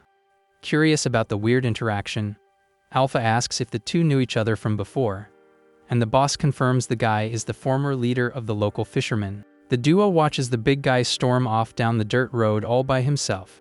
The massive lake scenery slips back into its foggy, mysterious vibe, hiding its lethal dangers under the chill water. Later on, the fishing grind kicks back off on the shores where the villagers' boats are safely tied up. Locked into the heavy labor, the fisherman chucks a massive net straight into the clear waters near the edge. Moving fast, he hauls in the packed gear and starts sorting the catch into wooden buckets scattered across the sand. The former gambler crouches right next to him watching the process and cheerfully points out they finally scored some absolutely massive trout. Annoyed by the nosy kid hanging around, the big guy scowls instantly. Ignoring the bad vibes, the boy praises the water quality, guessing the nutrients flowing from the mountain must be God tier to fatten the animals up so much. The veteran agrees, explaining that the sacred mountain currents drag down a ton of food, making everything in the zone, not just the fish, grow to ridiculous sizes. Processing the lore, Alpha realizes out loud that this exact insane buffet is what let the aquatic guardian get so freakishly huge. Ruining the serious mood in a flash, the lackey excitedly points at a tiny crab scuttling on the sand, leaving the fisherman absolutely speechless. Giving him a shady look, Gaston asks if the kid has ever actually seen the creature face to face, getting the totally casual reply that his boat got flipped in an ambush, and he almost drowned. Hearing the kid went fishing solo in such a deadly zone, the man loses his mind and grabs the lackey by the collar with extreme aggression. Totally unhinged, the giant calls him an idiot, blasting the kid for being a reckless amateur for trespassing on the lake without clearance. Spooked by the violent reaction, the former gambler tries to defend himself, swearing he had zero clue there was a boss-level predator in the water. The fisherman drops the kid's shirt in disgust, ranting that a personal attendant to Lord Sigma should have way more discipline and local knowledge. To cool the guy's jets, the kid drops an awkward smile, introduces himself as Alpha, and swears he'll behave so he doesn't embarrass his bosses in the future. In that moment, the kid catches a flash of genuine concern in the veteran fisherman's eyes. Showing total respect, he thanks the man for the harsh, but true reality check and promises to keep the survival tip in mind. The veteran side-eyes the brat, finding his sudden personality swap super sketchy. The chat gets cut off when the other fishermen yell from afar that it's way past time to pack up and roll out. Surprised they're bailing so early, Alpha asks if the shift is already over, and the leader confirms, explaining the beast always wakes up when the sun heats the water. That intel makes a light bulb go off in the kid's head.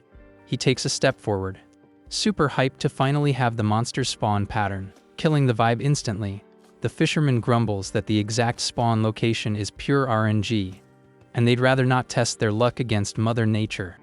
The kid mutters in frustration, thinking he had the hardest part of the hunt figured out, but ends up eating a hard knuckle sandwich to the dome for his dangerous stubbornness. Wearing a brutal expression, the meathead raises his fist and gives a final warning, fighting that thing is absolutely not a job for normal humans. Stinging from the hit, the young lackey groans in pain and frustration as he watches the crew rush off with their gear. Hours fly by, and night falls over the quiet, isolated wooden cabin near the dark shores. Inside, the old fisherman chills alone at his rustic table, enjoying a hot drink under the dim light of a lantern. Suddenly, the former gambler busts the wooden door wide open, full of energy, and apologizes for crashing his place so late. The big guy jumps out of his chair, ticked off by the rude entrance. But the kid makes himself right at home, announcing he brought an epic gift to make up for the surprise visit. As a peace offering, the lackey drops a massive, fancy bottle from Butler Ada's personal, untouchable stash right onto the table. The sight of the top shelf booze changes the man's attitude instantly. He pours himself a generous cup and completely drops the beef. The suspicious vibes vanish, replaced by the veteran's loud, booming laugh echoing through the cozy room. Already buzzing, the fisherman finds it hilarious that the kid actually had the guts to yell at the powerful lord in the yard and mocks the danger, while the kid sips his coffee and claps back that the master knows zero about human interaction. Drink in hand, the guy jokes that a noble who hires a nutjob like him must be crazy too, noting that talking trash about high society is usually a fast track to a painful end. Despite the dark humor, the giant switches gears with a proud tone, stating that all the knights blindly trust the border lord's honorable command. Deep in thought, the former gambler fondly remembers the time the master called all those humble folks his true family. The fisherman pauses mid-sip, tension rising as he processes the level of respect and intimacy coming from this nosy commoner. Suddenly aggressive, the veteran slams his mug on the table and bluntly asks if it was the head butler who fed him that pretty, heroic backstory. Feeling the energy in the room take a nosedive, the kid looks down and says yes, patiently waiting for the explanation behind the man's suppressed rage. To justify his anger, the fisherman travels back in time, explaining it all started 3 long years ago, right after Lord Sigma arrived to take over the border title. Back in those setup days, the ultimate hunt for the aquatic monster became a massive military priority, aimed at opening up commercial fishing and securing vital resources for the Broke territory. Handpicked for this super sensitive and crucial mission was one of the house's most dedicated and upbeat warriors, Officer Lord Kristoff. Focused on gathering the best intel possible, the knight spent days basically living with the workers on the sand to track the beast's behavior patterns, armed with a level of charisma that was totally unheard of for high nobility. He quickly won the genuine friendship of everyone and practically became an official member of the tiny fishing village. The noble's bond with old Gaston was so real and strong that the two laughed together and worked side by side like actual father and son. However, despite the team's hardcore investigation, the beast's underwater pattern remained a total mystery, forcing the knights to scramble for a new map strategy ASAP. Desperate to speed-run results and help pull the fishermen out of poverty, the officer headed out with Gaston in a small wooden boat to personally scout the lake's deadliest deep ends. The fisherman's voice cracks under crushing guilt as he recalls the exact second the peace of that afternoon turned into a living nightmare. The colossal beast violently erupted from the dark water, obliterating the defenseless boat with a single, ruthless charge at the crew. In the middle of the lethal ambush, the brave warrior drew his sword, risking it all to repel the devastating attack from the wild animal's massive jaws. The impact was brutal, staining the choppy waters of the Great Lake with the tragic aftermath of that sudden, completely one-sided encounter.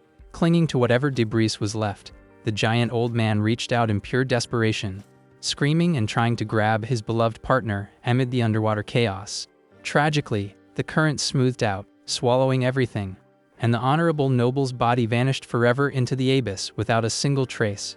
Dragging the painful story back to the present in the rustic cabin, Gaston lowers his head, stating that the price of that failure was way too traumatizing, forcing them to scrap the official hunt for good. With the room feeling heavy, the veteran pours another drink and admits he was a fool for dreaming of taking down that monster, confessing his old partner's heroic sacrifice served as a bitter wake-up call. He takes a chug from his mug and tries to defend his refusal, arguing that everyone knows the beast's sleep schedule now, so fishing carefully is enough to dodge any drama. Bothered by the sudden rush for the mission, the big guy demands to know why the Lord wants to dig up this nightmare right now, and what they actually expect to achieve in the end. The kid answers rock solidly that Master Sigma is dead serious about this, determined to finish this pending hunt to honor his people. He adds that wiping out the threat isn't just about freeing up fishing. It's the ultimate key to unlocking the commercial growth of the entire border. The fisherman does a spit, take blasting his drink across the room in pure shock, while the young lackey groans in disgust, saying he never asked for him to choke like a gross weirdo. Furious, Gaston slams his cup down and tells the kid to cut the crap, yelling to ask if the fallen knight ever once asked them to avenge him. Slamming his hands hard on the table, Alpha jumps up, staring the veteran down, and tells him to drop that cowardly tone right now. The big guy screams back, calling the lackey an insolent brat, demanding to know what actual proof they have that they can beat a creature that massive. Not backing down a millimeter, the former gambler argues that fixing the lake's resource problem has absolutely nothing to do with personal revenge or bruised egos. Snatching the bottle out of the man's hand, the kid tells him to stop getting wasted and listen to the cold, hard reality of the situation. With a sharp, piercing glare, Alpha asks if obsessing over blind revenge would magically bring his dead friend back to life. The bottled-up pain overflows, and the veteran breaks down in tears, crying that this incredible man gave everything to protect a useless old geezer like him in the water. Sobbing from pure guilt, the fisherman screams that not a single other person should lose their life over that cursed lake. The crushing weight of that sorrow brings up a happy memory of the noble warrior smiling brightly beside the fisherman on a perfect workday. Bawling, the old man admits he'd make any sacrifice if it meant he could see his partner again, but deeply regrets that the world doesn't run on miracles. The vibe in the cabin gets totally depressing as the big guy drops his head in defeat, mumbling that he can't stomach the thought of dragging more innocent people into danger. Facing the man's deep suffering, Alpha listens to the desperate plea to stop wasting lives in those dark waters. The kid processes the guy's trauma in silence, feeling like maybe it's too cruel to force someone this broken to relive their worst nightmare on a mission. Scratching his chin in thought, he starts wondering if the best move wouldn't just be to cancel the hunt and let the beast rule nature. Suddenly, the magic system's classic chime rings in his head, catching the former gambler totally off guard. The blue holographic screen pops up floating in the room, dropping a new mandatory quest where the only objective is to lock in the fisherman's participation in the boss fight. Super annoyed by destiny crashing the party, the kid mutters in disbelief, asking why this bizarre magic decided to show up at this exact sensitive moment. Sweating cold, he scans the glowing panel and panics, realizing there's no exit button, forcing him to take on the challenge no matter what. Swallowing hard, the young guy focuses on the multiplier options, which involve sketchy lotteries or dragging out fishing contests against the stubborn veteran. With not much of a choice and needing to fix this mess, he swipes through the virtual menu and locks in his bet with pure determination. Shattering the sad energy with a jump scare, Alpha throws his head back and screams at the top of his lungs that he finally found the perfect answer.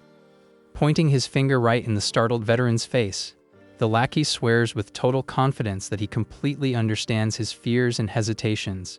But then he snatches the fancy bottle off the table and announces that, since the big guy drank the butler's pricey stash without permission, the tab needs to be settled right now. Striking a theatrical pose to mask his real plan, the kid concludes that since neither of them is willing to back down from the argument, they need a creative way out. Pinching a gold coin between his fingers, the former gambler proposes they leave the final call entirely up to fate and RNG. The old fisherman blinks in confusion, stuttering as he asks what kind of crazy talk this is, bringing a higher power into a military issue. Casually tossing the piece in the air, the kid explains the rules are dead simple. It all comes down to which side of the Imperial crest lands face up. Holding the medal up, Alpha declares that if he wins, the fisherman joins the hunt squad, but if he loses, he drops the plan and walks away empty-handed. The man grumbles suspiciously, noticing this is a pretty slick trap coming from someone who spent the whole night chugging alcohol. With a cheeky grin, the lackey promises to steal 3 more fancy bottles as a bonus prize, making the veteran complain that a lack of luxury booze isn't the issue here. Slamming his heavy fist on the table, Gaston completely loses it and yells that they are dealing with people's lives ending, furious that the brat is treating this like a joke. Without breaking his boss posture, the young guy fires right back, claiming the big guy is the one blind to the true honor of the situation. Switching to a tone of deep respect, Alpha guarantees the knights would never hesitate to sacrifice themselves for the people, stating with absolute certainty that the fallen noble holds 0 regrets in his soul. The fisherman is struck speechless instantly, completely shaken and amazed hearing such a raw truth about the core of his old fishing buddy. Gripping the coin tight, the lackey warns that Lord Sigma already made the irreversible call to wipe the monster off the map. The kid drops a dark warning that those ruthless warriors will follow orders to the bitter end, even if the lake ends up covered in unavoidable casualties. Straight up, he explains that crying over past losses won't stop the next tragedy. The fisherman's only choices are to help minimize the damage or walk away like a coward. Flashing his confident, manipulative smirk, the former gambler sets up the final play, suggesting once again that the medal decides this painful standoff. Pushed into a corner by undeniable logic, the veteran jumps out of his chair, reaching out in a panic, and begs the kid to wait 1 second. Completely ignoring the desperate plea, Alpha calls the outcome while the fisherman freaks out, demanding he stop making life or death calls all by himself. With a quick, clean snap of his thumb, the small piece spins rapidly toward the wooden ceiling of the quiet cabin. The former gambler tracks the arc with sharp eyes and a smug smile, while the big dude sweats pure terror. Time seems to freeze in the dimly lit room as the metal object twirls wildly in the air, carrying the weight of a massive tactical op. With surgical speed, the kid snatches the coin out of the air and instantly slaps it against his chest, covering it with his other hand. Staring his opponent dead in the eye, the lackey demands his attention and asks if he's ready for the results, warning he'll enforce the promise. Beaten down by his own guilty conscience, the veteran gulps and mutters shakily that, deep down in his soul, he really wanted the mission to be a massive victory too. Building up calculated suspense, Alpha slowly starts sliding his hand off to reveal which face RNG picked. The metal catches the glow of the rustic lamp, showing the imperial crown engraved on its surface loud and clear. Breaking into a warm, radiant smile, the kid announces it landed exactly on the agreed side, declaring the old fisherman the grand winner of that high-stakes bet. The big guy looks like a total deer in the headlights, letting out a murmur of pure disbelief, realizing he just dodged the draft. Respecting the rules, Alpha turns his back and waves casually, saying it is what it is, and he'll head back to the castle without pushing it anymore. The old man starts sweating cold, staring at the table, bitterly realizing that things almost never pan out the way he actually wants them to. Walking toward the front door, the guy says a friendly goodbye and tells him to ditch the guilt, leaving the safety of the waters entirely to the knights. Crushing silence takes over the veteran, who freezes, conflicted by the brutal reminder that a ton of people will perish if there's no local backup. Unable to handle that level of responsibility on his shoulders, Gaston roars from the back of the room, loudly declaring he absolutely will not let a single other soldier lose their life.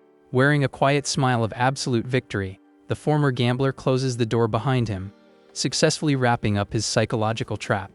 The veteran sits alone in the shadows of the cabin, processing the gravity of the massive military contract he just locked in with that tricky lackey. Under the next day's bright sun, the massive pier construction moves super fast on the clean shores, drawing a huge crew of workers to the site. In an outdoor military camp, the top brass huddles around a table to lock in the best formation to crush the aquatic beast. Reviewing the scribbled map, Vice Commander Claude figures the wooden bridges alone won't give them enough room or safety to position the army on the creature's flank.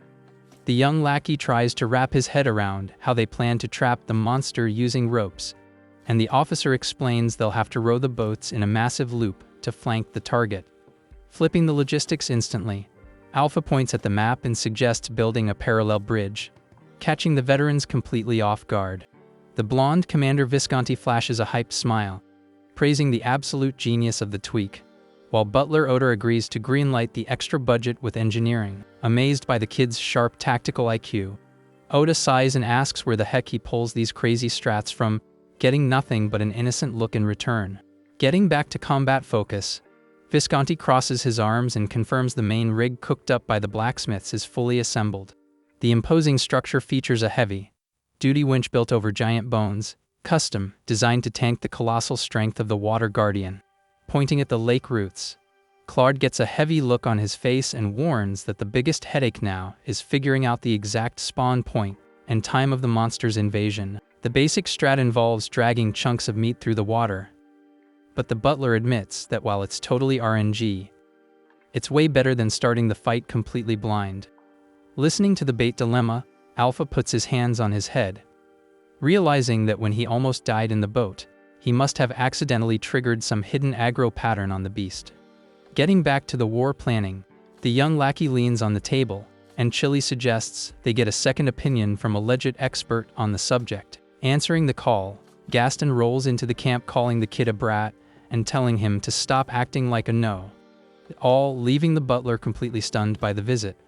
Bowing his head in respect, the fisherman admits it took him way too long to make a move, but begs them to let him hop in on the mission. With a face full of absolute determination, the veteran declares his only goal here is to finally avenge the honor of the late Lord Kristoff. Oda breaks into a warm, understanding smile, immediately agreeing the man has every right to chase that redemption. Watching from the sidelines, the former gambler sighs in relief, admitting to himself he was fully ready to flush 40 system tokens down the drain. But the win leaves him super satisfied, confirming his risky gamble actually paid off in the end. Flashing back to the cabin, the kid had quickly laid down the rules, claiming heads meant the old man wins, and tails meant they fight together, totally ignoring the guy's protests. Turns out, the gold coin used for that high-stakes toss was nothing but a cheap trick prop. The item had the imperial crown glued perfectly on both sides, guaranteeing the exact same drop every single time. Pointing a victorious finger, Alpha had crowned the veteran the winner, but reflects he would have totally been fine if the fisherman actually bailed on the hunt. Snapping back to the present, the lackey watches the big guy chatting with the commanders and realizes his real bet was on the man's own willpower. Right then, the glowing system panel pops up announcing he bagged 80 tokens as a reward for the successful bait. Just as someone calls the kid's name, interrupting the thought, Gaston gets the kid's attention, demanding those 3 bottles of premium booze he was promised, putting the butler in a state of absolute shock. Furious at the absolute nerve, Oda charges the lackey, demanding to know how he found his secret personal stash, while the fisherman cracks up at the bizarre chaos. While shaking the kid by his collar, the veteran pauses the fight, stating that, getting straight to the point, he has top-tier intel to share with the squad. The head butler keeps rattling the kid without mercy, demanding answers for his missing high-end inventory. Getting serious, Gaston reveals he knows the exact spawn point where the Great Lake Guardian loves to pop up for a hunt. The young nun and the commander go wide-eyed, completely blown away by this god-tier intel dropping into their laps for the op. Even Alpha's jaw drops, realizing the fisherman was sitting on a massive secret that was the absolute key to a successful ambush. Standing his ground, the big dude doubles down, swearing he is 100% certain about the exact spot the beast violently breaches from the deep. Wasting zero time, the military crew follows the fisherman down a beautiful dirt trail, surrounded by tall trees near the clear water. Arriving at a quiet, isolated shore, the veteran stops and confidently points at the scenery, announcing they've reached the drop zone. Breaking down the logic, he points out that a bunch of mountain streams dump out right there, creating the ultimate natural hub for local fish schools. Plus, the trees in that zone drop top-tier fruit year-round, naturally pulling in all kinds of wild animals and birds to the water's edge. Understanding the brutal rules of the food chain, the religious girl guesses the monster uses the buffet to farm meals, which the guy instantly confirms, pointing to a small rock island further out. Gaston details that he's literally watched massive beasts get one shot the second they got near those stones. The dark rock formation sits totally isolated in the calm waters, acting as nature's ultimate invisible trap. The former gambler hypes up the old man's insane observation skills for spotting the beast in such a stealthy spot, while the fisherman flexes about camping those shores non-stop.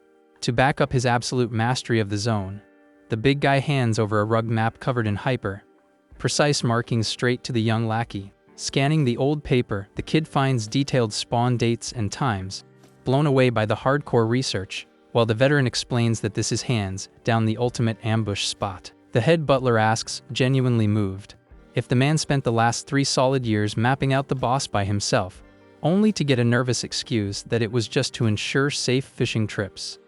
Putting a hand on the fisherman's shoulder, the young candidate promises with pure sweetness and grit that they are going to avenge the fallen lord together once and for all. Deeply touched by the girl's genuine words, the big old man rubs his nose trying to hold back serious tears and quickly nods. The lackey watches the exchange in dead silence, feeling massive respect for that solo worker's unbreakable loyalty. Taking full military control, Commander Claude declares that shore is their new forward operating base and orders an immediate total rewrite of the playbook. Oda jumps into action mode too, ordering the crew to tear down the entire wooden structure of the first pier and relocate it to the new spot ASAP. Alpha Double checks the dates with the veteran looking dead serious, asking if he's absolutely positive the creature will spawn in 20 days, getting an unhesitating yes. Holding the rolled up map under the bright moonlight, the veteran fisherman drops a rock, solid guarantee that the beast will strike exactly on the night of the next full moon. For the next 3 weeks, the entire border crew grinds at a frantic but super careful pace, knowing any loud damage to the terrain would spook the beast forever. To make sure the trap was tactically sound, they tossed up massive, heavy scaffolds ringing the rocky island while keeping a safe distance from the kill zone. The soldiers hauled thick ropes and tweaked the massive masts, building the entire foundation of the rig with extreme stability. Every vine lashing was tied off and locked down insanely tight to tank the colossal impact that was about to go down. Dusting off his hands, the young former gambler breathes a massive sigh of relief and cheers that the army managed to rush the huge build right at the deadline.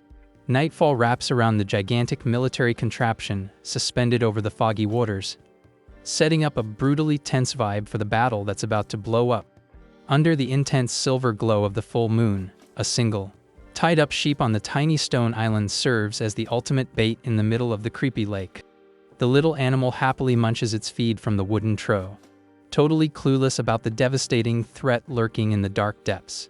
Cold fog blankets the entire lower half of the massive structure built by the tactical squad, cranking the anxiety in the area up to 11.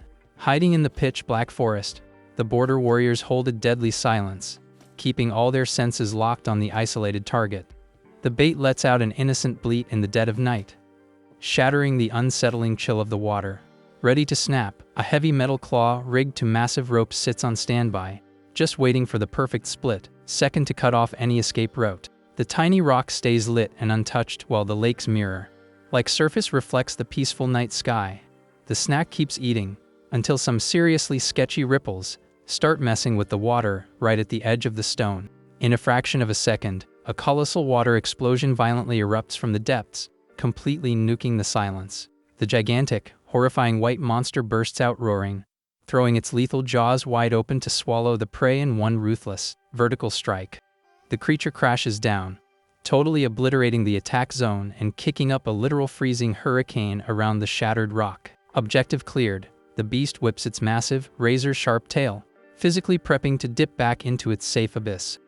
But the thick military ropes snap tight instantly over the choppy water, building a physical wall and blocking the predator's underwater exit. Charging straight into the rigged barrier, the monster slams into the stretched obstacle, feeling the lines bite hard into its giant body. Watching the massive brain play succeed, Gaston lets out an epic war cry, screaming to the heavens that the Guardian finally swallowed the fatal bait.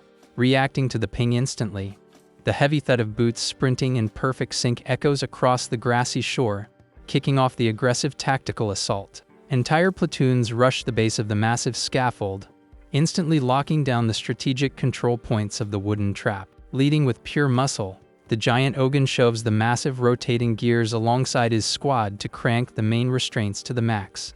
On the flip side, another team of fighters focuses on hauling the giant wheel to lock the mechanism controlling the monster's blockade ropes. Sweating buckets and laser focused on the beast's insane tankiness, a soldier screams his lungs out, telling everyone to push the gears to the absolute limit. Pushing their muscles to the breaking point, the crew roars together, agreeing not to stop shoving the heavy wooden cylinder. Down in the turbulent deep, the heavy-duty nets violently tangle around the beast's fin, completely shutting down its underwater mobility. Posted up with the eagle-eye view, Claude throws his arm out and screams the final order to drop the aerial lockdown rig.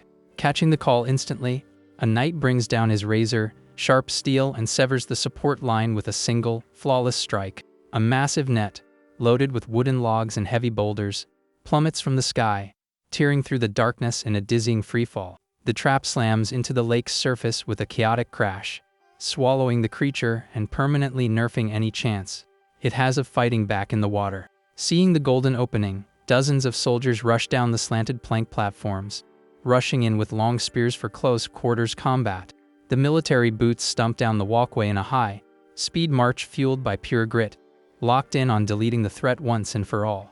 Lined up on the freshly built lower bridge, the cracked archers draw their bowstrings in perfect sync, tagging the monster for a piercing long-range bullet hell. Showing insane guts, Commander Visconti plants his feet on the wooden railing, spear ready, securing the absolute, lethal lockdown of the gigantic Lake Lord.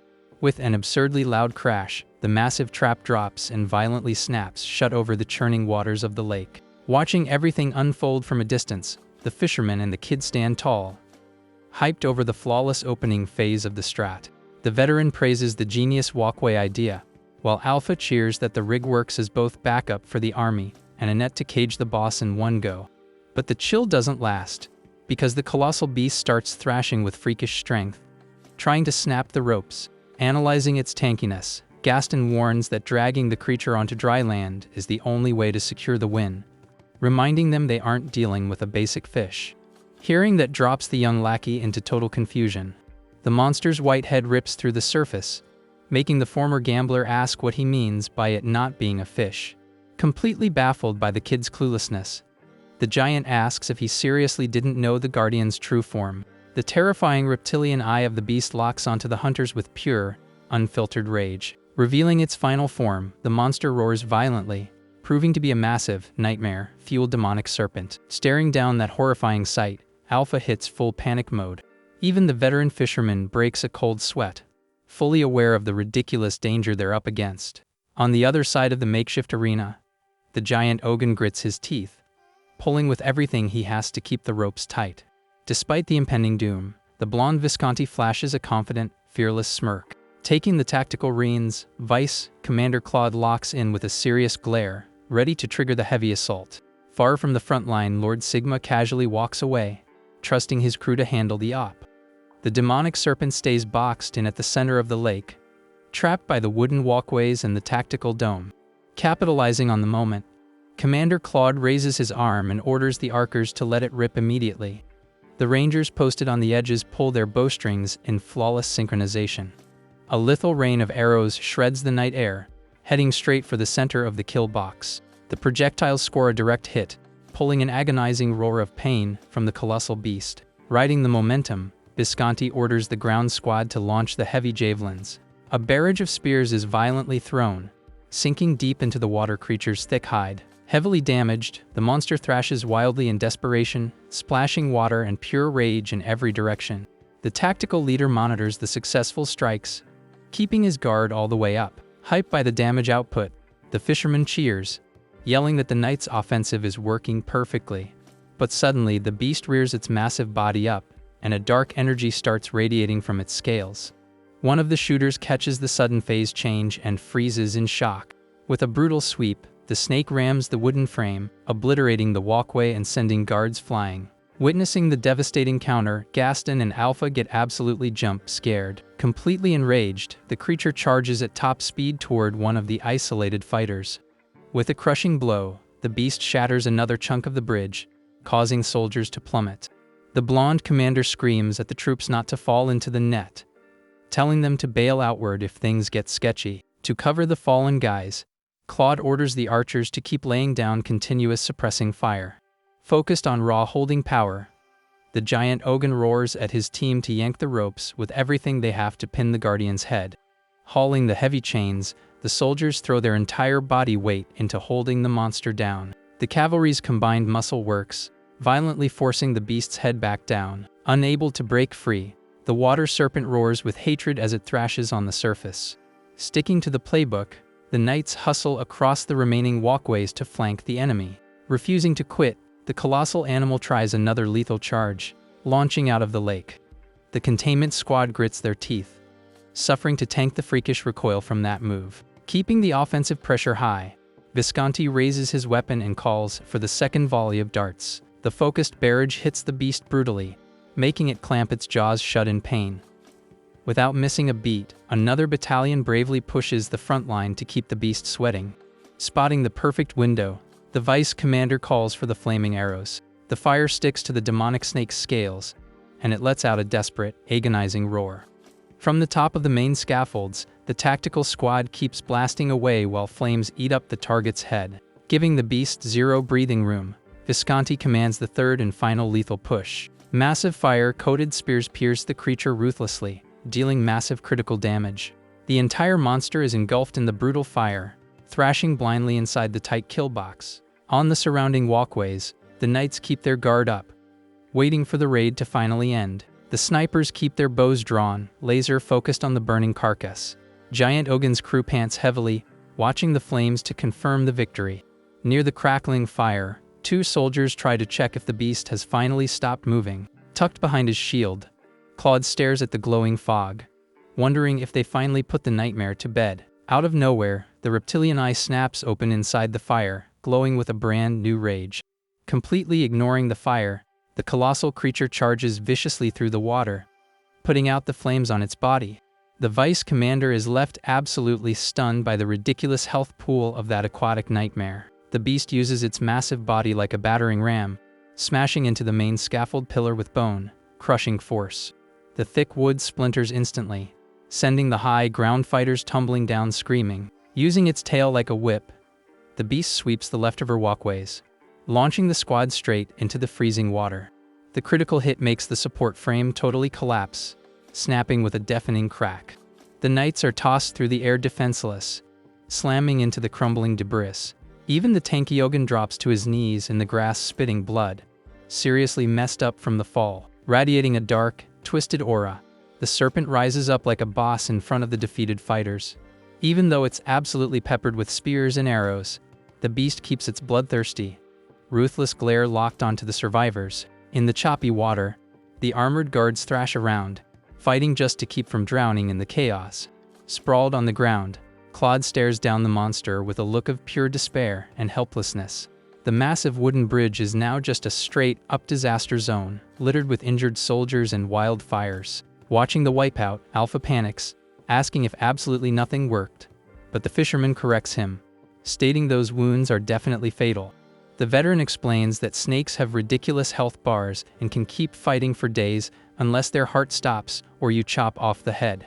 Putting the pieces together, the lackey realizes the only smart play is to bail, since the beast is bound to drop dead from the heavy damage eventually. Wasting zero time, the kid tells the old man to help rescue the wounded, sprinting to drag people out of there. In the turbulent lake, one of the knights struggles to swim, desperately trying to hit the safe shore. Crawling exhausted onto dry land, another warrior gasps for air, super relieved to have dodged the Grim Reaper, cornered and shaking with fear. One of the soldiers locks his eyes on the threats speeding his way. The massive demonic snake charges relentlessly, snatching up one of the warriors while another screams frantically for help. With zero defense, the fighter roars in pain as he's grabbed by the beast, stuck in a wildly sketchy spot. Realizing time is up, Visconti jumps off the wrecked wooden frames, gripping his spear with maximum power. Using the freefall, the commander lands a heavy, critical strike right on the monster's head to force it to drop his bro. The perfect hit works, making the creature flinch and drop its victim, letting the blonde knight land safely on the planks. Keeping his defensive stance, he strictly orders the remaining soldier to grab the injured vice. Commander, and get the heck out of there right now. Soon, the aquatic beast rises back up, flexing its colossal, terrifying size against the only warrior left behind. Staring straight into the nightmare, the veteran drops a strained smile and admits things just got pretty dicey. Far from backing down, Alpha sprints frantically along the shore toward the front line to try and assist the commander. The kid suddenly stops dead in his tracks, hit by the heavy wind generated by the beast's aggressive movements. Completely paralyzed, the young lackey goes into shock, fully realizing the massive power gap between his ally and the creature. Right then, the water snake channels all its rage and preps to drop a crushing lunge on the solo warrior. The strike comes down at ridiculous speed, slamming into the ground and kicking up a massive dust storm. The monstrous head rests in the debris cloud, its glowing red eye totally fixated on deleting its opponent. But the monster jerks back fast, feeling the sting of the veteran fighter's counter. Sliding smoothly, Visconti dodges the slam and lands a quick slice on the target's side. The knight plants his feet in the grass to catch his balance while the beast reacts to the cut. Out of breath and feeling the battle's weight, he mentally curses that a scratch is the absolute best damage he can push out right now. Watching from afar, the old fisherman yells that beating a beast that big in a straight one-on-one is literally impossible. Absolutely terrified by the disaster, Gaston begs the officer to run for his life ASAP. Ignoring all warnings, the lake guardian roars with hatred and charges again with its jaws wide open. Staying frosty despite the danger, the blonde readies his weapon, knowing blocking this is going to be brutal. Watching his ally get sacrificed, the former gambler clenches his fists, realizing the night won't last much longer. Making a crazy bold move, the kid summons his tiny spiritual partner and tags him into the fight. Pointing a steady finger, Alpha tells the little fire guy they gotta figure out a way to knock that nightmare back. Suddenly, his eyes light up as he cooks up a galaxy brain idea to combo their skills. Meanwhile, Lord Sigma watches all the chaos from a safe, high spot on the castle, just observing the mess in silence. Jumping back into the action, the kid spawns a wind vortex in his hands while the creature spits its flames, laughing confidently because it's showtime. Overflowing with energy, the lackey screams with hype as he watches the combo magic take shape instantly. With an explosive move, he fires off a massive fire tornado straight at the beast and tells his partner to go all out. The devastating spell nails the snake dead on, swallowing the creature's head in a brutal wave of heat. The blast leaves the beast's face completely torched, stunning the target for a few crucial seconds. Caught off guard by the sudden flashbang, Visconti looks up, trying to figure out where that miracle assist came from. The old fisherman's jaw hits the floor too, completely unable to process the insane power move he just witnessed. Scattered across the grass, the downed soldiers watch the fiery fireworks, feeling a tiny spark of hope. Seizing the perfect opening, the former gambler screams at the top of his lungs, calling the lord out and demanding he finish the job right now. As if he was just waiting for the invite, Sigma draws his glowing sword, radiating an overwhelmingly overpowered aura. With an epic leap, the border boss jumps from the high structures, tearing through the night sky. The hero drops in a high-speed freefall, aiming directly at the stunned creature down below. Keeping a cold expression behind his helmet, the warrior preps his ultimate attack with absolute focus. With a flawless vertical slash, the noble unloads his secret technique and strikes the water guardian's head with colossal force. The energy of the hit totally overpowers the monster, ending the boss fight and letting the destroyed carcass drop right behind the warrior. Watching the epic finish, Alpha throws his arms up and celebrates the win with infectious hype. The rest of the army rides the wave, throwing their hands up and partying over the end of the nightmare that haunted the lake. With the battle over, Visconti rushes to help his downed bros get back on their feet from the dirt. Nearby, other knights support Vice Commander Claude, who sighs in relief for surviving the total wipeout. The giant carcass of the Guardian now rests peacefully in the shallow water, marking the end of a long era of fear. Walking slowly along the edge, the old fisherman stares at the beast's body, flanked by the lackey and the troops. Clenching his fists hard, Gaston cries pure happy tears, admitting he can't believe they actually took the creature down. Suddenly, Lord Sigma strides in his heavy armor straight toward the veteran. Intimidated by the house master's presence, the man quickly ducks his head and bows respectfully, clutching his red bandana. The lord stops right in front of the humble fisherman, standing tall under the moonlight. Still wearing the battle scars, the swordsman breaks the silence, calmly stating that this must be the famous Gaston. Completely shook, the big guy stutters, having no clue how the territory's top dog knows his name. Cutting to the chase, the hero apologizes for the long wait and declares he finally kept the promise made by his old comrade Christoph. Hearing that beloved name makes the fisherman's heart race, taking a direct hit from the weight of the memory. A warm flashback takes over his mind, showing the late noble smiling brightly as he promised to bring peace back to those waters. That very afternoon, the warrior had asked the old man with pure faith to believe in the unstoppable strength of Lord Sigma and his knights. The pain and gratitude overflow, and the fisherman cries his eyes out, thanking him from the bottom of his heart for that delayed justice. Having done his duty, the border hero turns his back and walks away slowly, letting the veteran process his feelings in peace. Watching the wholesome makeup moment, the young lackey rubs his nose with a smug smile for a job well done. In the days that followed, the region's routine completely flipped, with fishermen dropping off morning hauls in the market zones. The gorgeous trout from the Great Lake quickly became a symbol of wealth and top-tier quality on every menu around. The majestic Leonius mansion now breathes a fresh air of success, kicking off a legend that'll be hyped up for generations. Inside the fancy office, the head butler reviews the next steps for the new trading company with his squad. Keeping it strictly business, Oda announces he already hired pro crafters to process the giant snake's skin.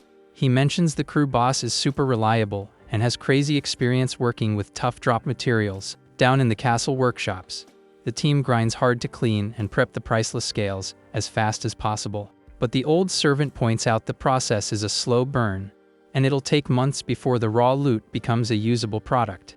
With dollar signs in his eyes, Alpha is already picturing the insane bag they'll secure selling luxury gear made from the legendary beast's remains. Super hyped, the kid laughs, plotting to slap ridiculous price tags on the exclusive merch in the capital market. Sighing out of exhaustion, the butler wonders if he shouldn't just drop his own designer brand, asking once again why the kid named the company after him.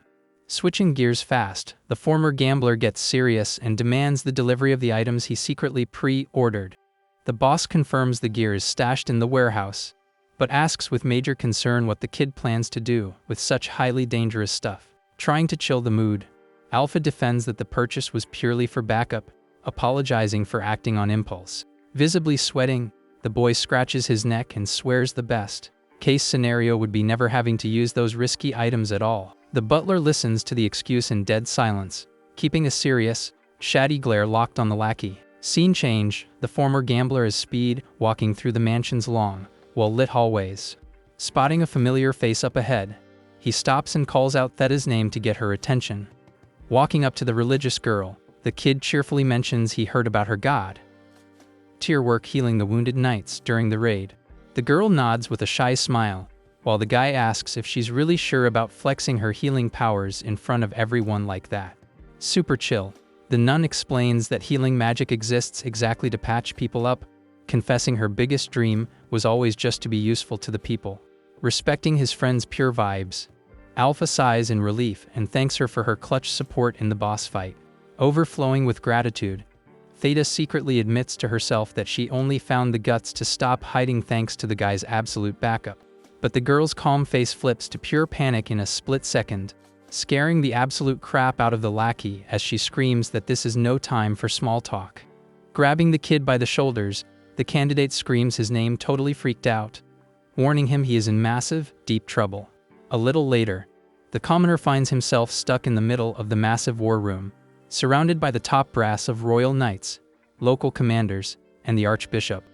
Sitting comfortably, one of the capital warriors cuts right to the chase and asks if he was the one spamming fire magic at the lake, sweating bullets in front of so much authority. Alpha cops to the charge, bowing his head and apologizing a million times for sticking his nose where it didn't belong. The officer presses the interrogation, demanding to know when the kid learned to cast that, getting the messy answer that it probably happened during a fever last month. Cutting in, Commander Theron brings up the sketchy wind control the young guy flexed during their very first run in. The reveal of a secondary magic affinity makes the Royal Knights literally jump off the couches in absolute shock and hype. Pinning the lackey to the wall, an officer yells offended, demanding to know why he hid a secret that huge, while the kid lies, saying he thought reporting it would just cause useless drama. The Royal Knight lady face palms, calling the guy an idiot, completely blown away by how clueless and dumb that excuse is. Getting heavily roasted, Alpha just gives a blank stare, having zero idea what the heck is actually going on here. Straight up, the blonde warrior drops the harsh reality check, letting him know the penalty for that reckless stunt is the ultimate sentence, leaving the commoner terrified, utterly panicked. The former gambler throws his hands up and screams, begging to know what horrible crime he committed to deserve a game over. The woman recites the hardcore imperial law, explaining that anyone who can control magic needs to register in the capital within 50 days, or else they get treated as a traitor to the state. The weight of the law crushes the kid's confidence, and he mutters with his head down, swearing he had absolutely no clue about that stupid rule. The young nun jumps in terrified, pointing out that parents teach this basic rule from childhood, but the boy looks away, saying he was an orphan and never had a family. A heavy, super awkward silence fills the luxury room, forcing the lackey to apologize for making things so depressing. In this massive empire, using any mystical power is strictly monitored and controlled by the government with an iron fist. Analyzing it coldly, the kid himself admits that with his sharp winds, it'd be super easy to pull an assassination attempt on the emperor, making the state's paranoia totally make sense. Because of this constant threat, the law forces any user to enlist in the Imperial Squad or research labs, spending the rest of their lives locked up working for the country. Processing his dark options, Alpha scratches his face and grumbles that this government mandate sounds exactly like a dressed-up prison sentence. The only people on the continent who get to dodge this brutal draft are the royals and high-tier nobles. That privileged VIP club gets the freedom to choose to serve in holy religious temples or independent knight orders. Even with a little freedom, those factions are still kept on a super tight leash by the crown. Connecting the dots, the former gambler finally realizes Commander Theron wasn't just a bodyguard, but an official watchdog assigned to keep tabs on the young nun. The sad reality of the world perfectly explains why Theta suffered so much trying to hide her healing hacks, so she wouldn't become a system prisoner. Glancing at his friend, the kid feels sick to his stomach at a society that treats innocent people like criminals just for getting lucky with special skills. Getting back to the brutal meeting, Officer Theron crosses his arms and declares that, as things stand, the kid's punishment is 100% locked in. Trying to find a loophole, the blonde knight thinks about faking the magic awakening date, but admits that would turn every noble in the room into an accomplice. Eaten alive by guilt, Theta looks down with teary eyes, apologizing endlessly for outing the kid's secret when he just wanted to save her. Waving his hands frantically, Alpha tries to chill the religious girl out, stating with absolute certainty that this wasn't her fault in any way, shape, or form. The Royal Knight top brass stays dead silent, trying to brainstorm some miracle loophole that doesn't break the nation's supreme law. Vice Commander Claude jumps into the chat, suggesting they pull the massive political weight of Theron and the Archbishop himself. The officer's play is to use the epic achievement of defeating the lake boss as a bargaining chip to beg for the kids' immunity. Even knowing the drop rate for success is basically zero. With a heavy look, Theron owns up to his military fail, regretting he didn't run a background check on the lackey the very first time they met in the mountains. The royal guard throws a thoughtful look over his shoulder, weighing the massive burden of this impossible diplomatic escort mission. Chilling on the couch, the young commoner stays stiff as a board, staring at the floor while his freedom's countdown clock ticks away. Claude lowers his eyes for a split second, speed calculating the best strat to pull his ally out of this guaranteed game over. Wasting literally 0 more seconds, the martial arts master shoots up from his seat with a sharp, ultra-determined move. Sticking his hand out like a boss, the blonde orders the fastest horse on the border, prepped immediately, announcing they are booking a direct meeting with His Majesty. Crazy hustle takes over the castle's front yard under the morning sun, as a luxury carriage is rigged up fast for the emergency road trip. Lugging a heavy stack of fresh clothes, Alpha walks through the staff, complaining about how much of a grind it is to pack for a palace visit. Head butler Oda steps up with his clipboard and bluntly asks if the lackey is done packing his own bags yet. Laughing at the old man's stress, the kid claims he's traveling light, knowing the talks will be brutal, but swearing he'll come back to the farm in one piece. Flipping his face to a terrifying coldness, the boss kills the kid's hype, telling him straight up he's never stepping foot on this turf again. The former gambler freezes instantly, utterly confused by the dark statement coming from a guy he considered a bro. The reality hits, and the lackey blows up in frustration, screaming at the top of his lungs that he absolutely refuses to be kicked out of the zone. Trying to shove the kid toward the carriage door, Oda listens to the boy swear he'd rather die than step foot in the capital, yelling back that this trip is exactly to save his life. The kid latches onto the vehicle's handle, begging Commander Visconti for a save, demanding he cash in the promise that he'd join the local squad. Totally out of patience for the soap opera, Theron tells the blonde to rip the idiot's arm off to see if he learns, putting Alpha in shock at how savage the order is. Hugging her friend from behind, Theta tries to de-escalate, telling him to just tank the pain and promising she'll use her magic to glue his limb right back on. The insane suggestion makes the kid scream like crazy, calling them all demons, deeply offended by how terrifyingly chill this group is. Despite the whole temper tantrum, the former gambler secretly admits he's incredibly grateful this army is crossing the entire country just to try and save his future. The armed escort speeds down the long dirt roads, leaving the border region in the dust, heading straight for the heart of the Empire. Sitting on the plush seats, Alpha sweats from anxiety, completely unable to chill during the bumpy ride. He's sharing the cramped carriage box with the ruthless Vice Commander Claude, who keeps a flawless, dead silent posture. Trying to break the awkward ice, the lackey tries to get the officer's attention with a shaky voice. The warrior shoots him a piercing, dead serious glare, asking ice cold what the kid wants to talk about. Shrinking in his corner, Alpha asks if it isn't insanely bold for a dirty commoner to be sharing a ride with the house's top retainer. Stuttering non-stop, he drops his head, trying to explain that wasn't exactly what he really wanted to ask. Outrage takes the wheel, and the kid squeezes his fists against his legs, feeling the absolute disrespect of being snatched from his new home. Leaning forward desperately, he yells in frustration, demanding to know what the point of all this is, if he can't even go back to the turf he helped carry. With wide eyes full of grit, he declares he is part of the cavalry too, and that he swore loyalty just like all the other veterans out there. Claude listens to the desperate rant, keeping his poker face, waiting for the rebel rookie to finish his Teddy talk. Throwing his arms wide in pure revolt, Alpha declares he'd rather wipe his memory than be forced to hand his entire life over to a ruler he doesn't even know. Yelling like a maniac on the cushioned seat, the kid keeps throwing his fit about not wanting to surrender. At that, the officer asks with absolute ice if the lackey wants to lose his head right here, and now for disrespecting the emperor like that. Completely boxed in by the lethal threat, the former gambler gulps hard and mutters under his breath. He angrily asks where personal feelings even fit into this whole mandatory mess. Claude lets out a heavy sigh at the childish stubbornness and crosses his arms. With a sharp glare, the warrior asks if the kid's pride is seriously more important than keeping his own HP above zero. Destroyed by the boss's flawless logic, the lackey shrinks back into the carriage seat. He grumpily admits that obvious survival should probably be the top priority right now. The stressful road trip pushes on through the peaceful dirt roads. The small military squad rolls under the clear, open sky straight toward the core of the Empire. 3 long days drag by until the crew finally hits the massive walls of the stunning imperial capital, a place packed with towering buildings and crazy street traffic. Bypassing the royal palace for now, the luxury carriage takes a detour. The ride parks right in front of the giant stairs of the religion's epic central temple.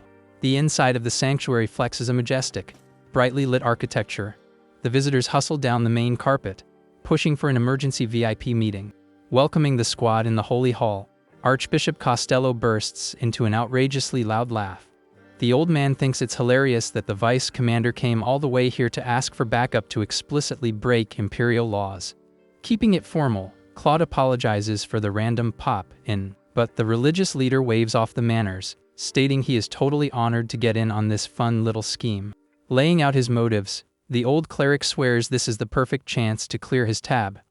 He remembers the massive favor he owes the territory and the young nun for backing them up in the mountains. Jumping on the opening, Commander Theron takes point on the political play. The warrior declares he will act as the kid's official guarantor on behalf of all the royal knights. Throwing his arms wide with insane hype, Costello drops the church's ultimate trump card to save the boy. He reveals they scored a recommendation letter signed by the Pope himself. The bombshell that the religion's supreme boss is directly involved hits the group like a truck. The whole team is left absolutely stunned by the ridiculous weight of that piece of paper. Totally shook, Alpha asks if a common scrub like him can actually use such a sacred item. Right after, the vice commander bows his head, thanking them for the church's incredibly overpowered generosity. Putting a friendly hand on the spooked kid's shoulder, the archbishop suggests he treat this as the church placing a bet. The old man points out that underdog wins always drop massive payouts. Hearing the word bet, the ex-hustler's energy reboots instantly, overflowing with confidence. With his eyes gleaming with hype, he swears he's gonna pay back that massive investment with heavy interest. The tense vibe finally evaporates from the holy room now that his survival is locked in. Relaxed, the lackey strolls down the hallway, chatting casually with his bros. Hours fly by in the busy capital, and night quickly drops over the zone. The starry, chill sky blankets the glowing, towering spires of the religious sanctuary. To celebrate the reunion and the successful diplomacy, the temple throws a massive feast for the border guests. Everyone enjoys the top-tier luxury spread and good vibes in the dining hall. The next morning, the military squad gears up for the final, deadliest phase of the mission. The carriage is prepped in a rush in the temple's stone courtyard under the sun. Leaning out the ride's window, the kid tells the nun he'll be waiting for her at that exact same plaza. Trying to hide his nerves, he cracks a joke saying he'll only be there if he doesn't get decapitated on the way over. Slumping back into the bumpy transport seat, Alpha starts sweating cold and shaking all over again. The commoner thinks it's complete madness that everyone is acting so chill about a face-to-face with the royals. Locked onto the scenery flashing by the window, Claude stays buried in a strategic silence. The officer keeps the real scope of the danger they are about to walk into entirely to himself. Clueless to his boss's dark conspiracies, the lackey checks out the city through the crack. He finally spots the gigantic blue walls of the majestic imperial palace, the final boss stage of this stressful road trip.